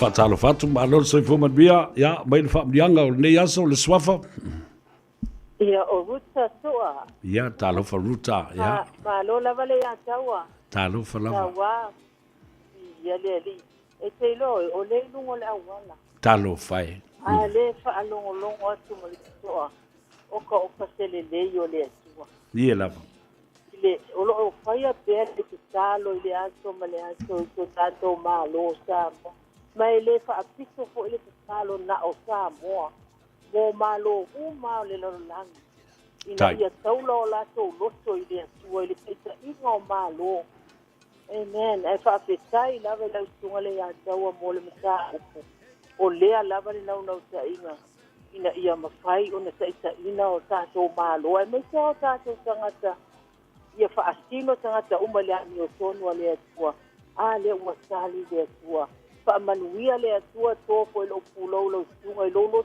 tele e no e o akanga le lo kua e o mama e kau ai e tu pa pinga o mal me le se ya e kau ai o e tanga te ma e le o mala you know song ia la o po ia masala ai ma lo o lo se fuole tua e fa manuia e lo tunga continue receive le mano le tua ia e fa manuia i lau tunga e mai tole ngā luenga. Ia vati koi fa manuianga mō tina uma le lau langi. Le fa apito ia se fa manuianga na o Samoa. Ie. Kanga uma le lau langi ia mai tena i tina uma o titui pina ngalo le atua. Ia fa manuia le atua lo so wasoa tai au. In Jesus' name, fa manuia le atua le ataua. God bless. Tai. Ia, manuia foi. Fatalo fatu le swafa malo se fua. O folole sa vea lo afiong sa vea o folole sa mon mole. Ia sa no ia folole. Happy Mother's Day to you. Ia. Ole sa munianga ne avati ia folole ma fon poi Henderson mole mato falitua ia flower e maisi o mastanga tinai. Henderson famanuia le tua tato waso tai au. Famanuia foi mole uso ia o fairai Inai Evangel, leu so ya leu Evangel, ya e mai se o a inga uma lava e lato silafia o nei ato tina uma o se mato no fa so tai ia fa manuia laso o tina ia fa joa fa talofa i se uso ya salia i ya Melbourne ya salia e mai se foi ole to lua se o tuangane ia fa le polu ia manuia o to inai al salia ia o lo faangana ia fa penana ia ile nga leo le atua ia te utou mana ia to fanau pa ia savea wa mawale ava noa o te vidia tua ia te utou wa wa matitua fo i tatou ia swafa pele o Yesu. God bless you all. Thank you. Tai lava tina. Ia, talofa malo se fua. Talofa le swafa. Talofa savea sia sama pele. Ia, le swafa. Ia o tai maria pe misa. Oi talofa tai mari. Ia, sau no ia. Ia, man via lava faftai. Ia. Ia le o sa mangianga la so o kinga a. Ioe. Ia papa veloa. Sau noa. Ia, pa mangia ku ile. Fale kua ma fai se au ngasa leka. Ia pe kaiange ai mai se foi fai se au o fale kua fai se au la mo sa. So se kale sia i kinga o la ko wa mai le so kinga nge ya so pa mo kula u o ai mai se foi a con ia o puele i ele o nge o lai o le resta fa o Australia o kai o po alo fa kele ko asia o kamale o kai maria pe mika ai mai se lava ia afualo ma ko ia ngel ma ko mafkanga kinga ngiwe kinga Samoa so se kinga lava i fa manguia le akua i ko mau le aso fia kinga au nge ko feika nisi wao o kinga ele feika fia lava ele feika la ko e mau al file mo malo fo le kinga ya kuwa lepa ya mai se fo ma ko mafkanga i i le mel PIC fa pe foi fa ku fa ka ofu ya fa ma nganga nga va ku ya kai mali pe mika mai ka ya mangwia le asa ki ngai ngai kula fa tai lava fa tai lava tina via fo il toina moe man via le so tai tai savea ia fa se ia ia le da talo fai tai mali pe mita tina nei masani o le tio le tire o te sanga le amatalia mai lava le te o le atina o le tio ia va ftai le tu lo mo pelo la tu soifua ia ma mo le malos fatalo fatu i le te mai tai o ane tai au alo le soifua manuia ia fa mai savea la me kausu e se fale fa kauko i la ori inga o le fonfkalai ma le sui fonfkalai ma le kamo Tom and Jerry ave fa kauko i kang malala ave ve hat fa kauko talo vai le o te ia ua mata le masiasi o meo mea sa fai ma le mafau fau e ai le tae au le lii ma lana ami o tonu ia na hoa i lola ia fe mitai ma fa ali lia i tofi masu e tupe ai i le mamalu o tofu o tona ufa i atu fo ia i le mamalu le atu no a mese lau li ia o le no foa o Samoa ma le mautafono le palemene e mamana ioe le fia ula iai i he tāua lo sila i mea nā lea ma mafau iai o Teofile Vatiwola Teofilo Vatiwola lau tolo whamai sa vea ia o lea mātou te tali ie atu i nei i lo mātou ainga ma lo mātou fale i vai telefou talo fai ia via teleri le aso o tina ia te oeme ma le faletua ia mo si utou ainga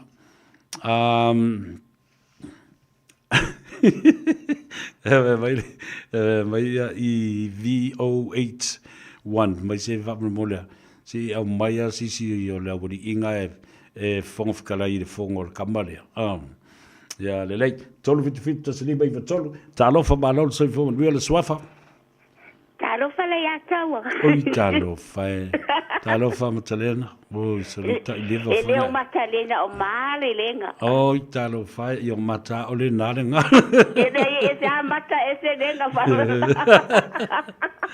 ia malo malena wa leva so tate le talanoa ma fa so ia me silina man wi oi ia le man wi ala va fa fitai le ya tawa ia fa fitai ya mo le avanoa ia tau ia fa pupua pa maria tina malava tina lava olidei la lanya tua ia e fa si fa maria tina pe ata si o fa de tua ia fa pe va foi si o tina ia o fa maria na va ti ama le Malenga fare ana peni nei Ukraini. Alo fatu sa ia alo fatu ia maria foi la sutina ia matai ia fa sai fua ia maria ia fu ia komeni e tangata fa mai ia ropati tuala ule asa how much is too much o mai ia le pati fo o lea ua fa le tonu le malo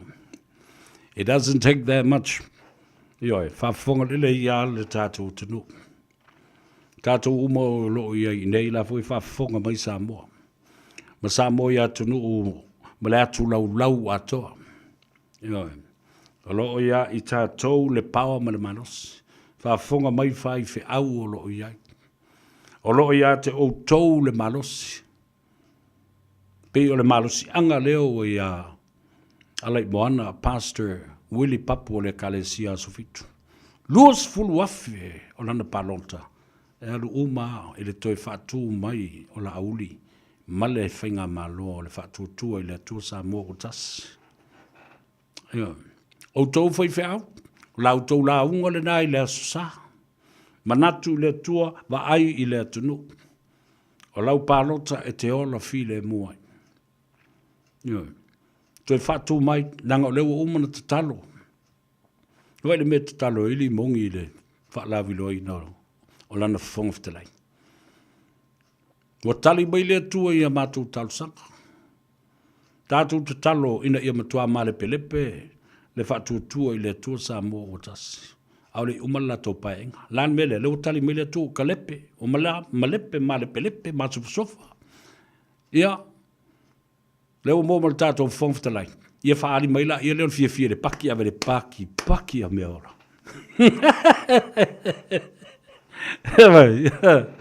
Paki ka ingo e. Vai ne me te talo iai. Unbelievable. O sa vali na Samoa. Sa vali le na e tu inatu. O tau whaafe ngainga. E kalesia ta ngai iai i le mea o tūlai mai. Na minoi au tūle epa i te tonu o le valea. E sisila i le mea una whai e tūle epa. E nofo limu ia le lo matua. Limu iai ma whaaleanga i laudi. E fasiri a fia me. Oi o lua e palemia, le palemia sa o Samoa. O to baba, e le fa pena ni tala stangata o lo. Ia ilona tali tonunga. O lona tūlanga te tai a ngai e le malo. I se mea le leiai. Ioi, o lana tu ualalu. Ai whaaita, e whaoso fia me. Na le mautonu e lola ia leo le. O le tinao le atunu. Ma whapena e una whaasanga o na langona. Ia mamaua i lo le file mo. Ma ua vaa i lo ma le whungatia i. I tātou nofo lam whata le tali po whela i ai le pāti fau leo sau nei o le green. Le green. Tātou whalongo o ai sui. O lea ua momoli o le green. Oi i la tau ia o tau la mua le whaingo le green. O lau whaalongo atu ina ua i mai le vea. Mea la wei o umai i nā ia fia me. Whatasi ai ma le to sfurma le lima o sui whaipule o lo iai. O nafi ma le neiva yasu. Ia lea o momoli ai sui nei. Sa tupai tea o momoli le sui o le fast. Asiata tu sivi setu, stasiolo avea ma wha masino. E le wha masino ngā whanua maswafa ma o le sui pelestene, foi po le pelestene lango. O le anawhi foi na mamori ai le sui o le wha tutua i le atua Samoa, le fast, mo le wa o fonti. Foi maono, tui, vai tolo o foia. Le asu foi anawhi, na momoli ai leisi sui o le whatutu o le fast, le sunga i a Fata Ryan Schuster, mole i tumalo o sanganga le lua. O le vai asa foi nei ua momoli ai le sui o vai singano o lona lua, o a momoli le sui o sa fata, o a momoli foi le sui fou o ana lofi numera fa, ma o a momoli foi le sui fou o vai maunga tasi, ma vai maunga wha. O isi tu malo uma es fulma le valu o loo iai i le HRPP o la ua tofu uma masui o le fast i tutono o le awha ilo o le whangatia i le vai aso fau. Ia, ona tau walunga atua i leo se manatu ma se langona i le nei aso. Moli atu Samoa le nganga whaafitai. I lau te talo malou ono sai, malou wha pale, malou wha tua i le atua.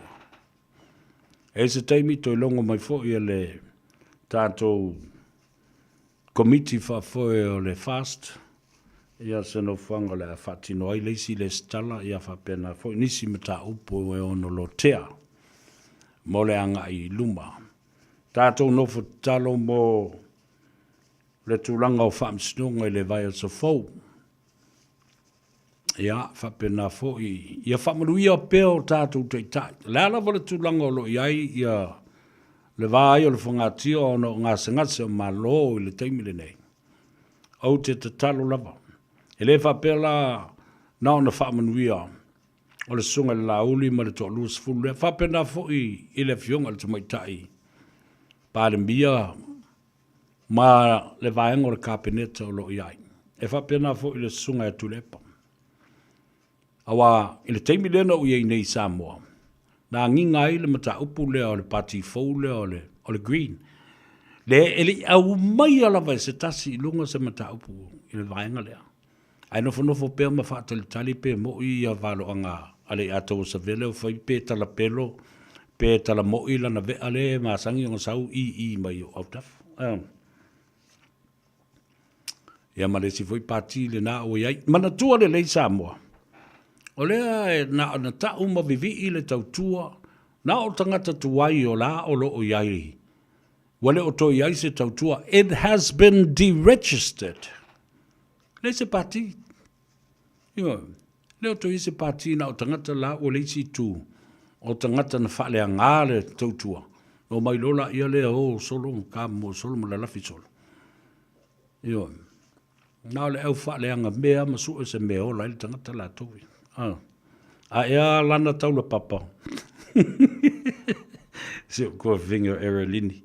Ya malo va pena fo il mai tai o fotino. Lo fatu statu te ma. Ya msoi tauli Josefa va pena fo ia stoina. Te mamtua ya tui maulunga malona faletua. O uputa ua futi talo falava. Malo le soifo munria. Ia whapea fōi, tamai sao leila whasoa. Ranga ko inga o kauanga.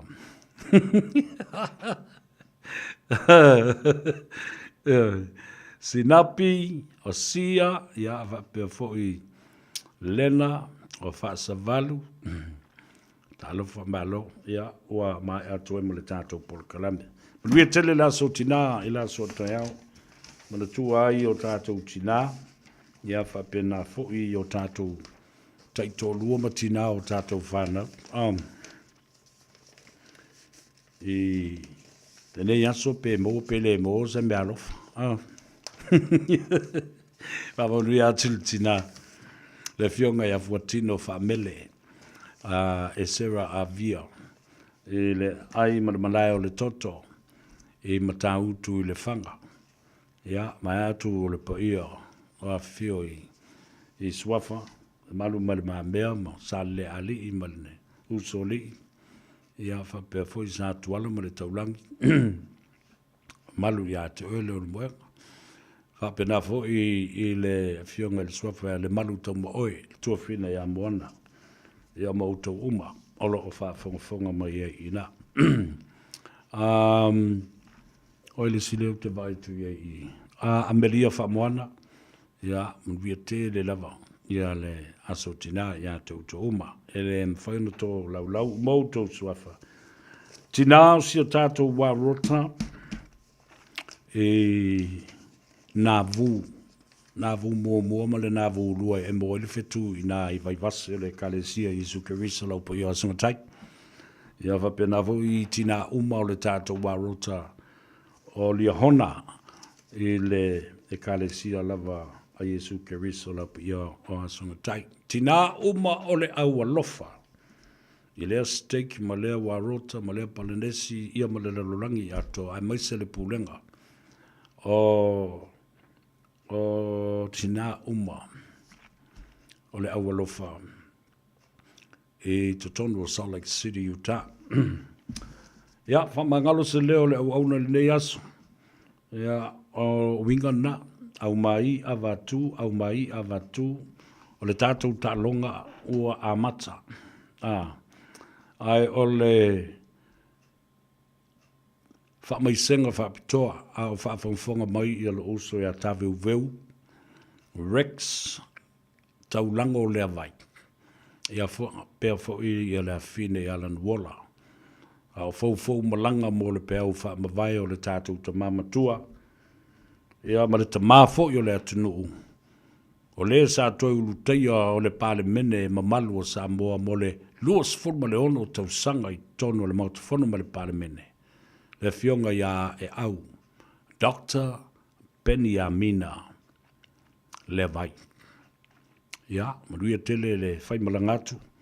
Ia manisi fo i tu malo mo usui o le fono i Samoa. I lau talenga tāweu veu. Ma pe fo i le fine Alan Waller. Tau nuu manuia a inga. Ia fa pe fo i le uso ia sivao. Lato uma o lo tangi mai ala. Ia mawhanwhana fo i le tua i le whanau le uso ia pena. Dr. Benjamin Levi Jr. Ia ma le tua fine le tamai lo ia tiva Levi. Ia ma le whanau atoa ma le ainga atoa. Ma le tala atu lea ma le whaaloalo. Tu au tau i le pese lea le atou severe. E winga i le la le tele o tinamu tamai i Samoa. O tau ta malolo. Kau ke fiu a ka mimilo le lalurang. E su e akule ngei male ngā. Ai fo i mai lava i le atunu. E la le leipea tamai tai matinao Samoa. Le pese lea ale atou severe lofa tuai. I le aso wha apitoa o tina. Manuia tele o tau. Soifua.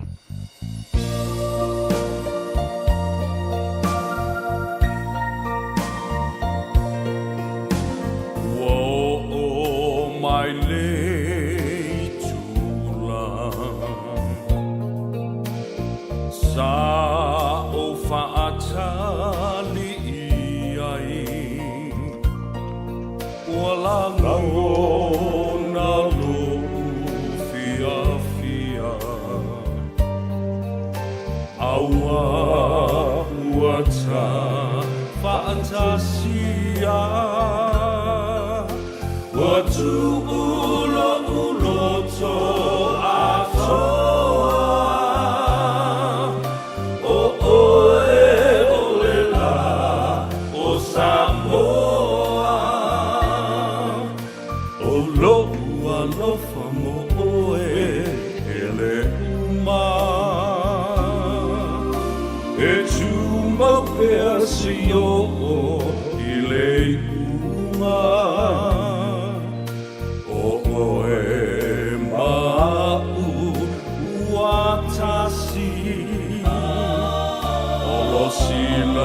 Sila mai lelai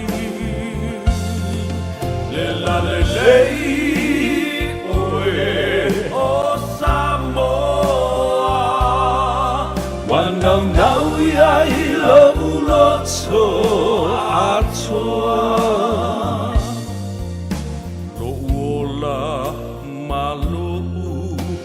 malosi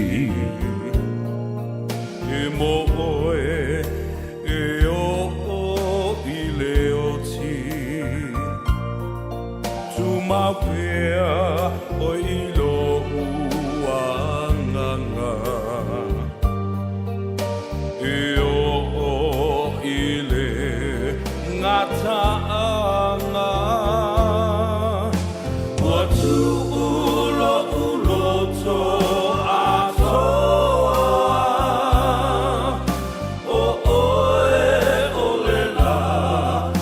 Samoa.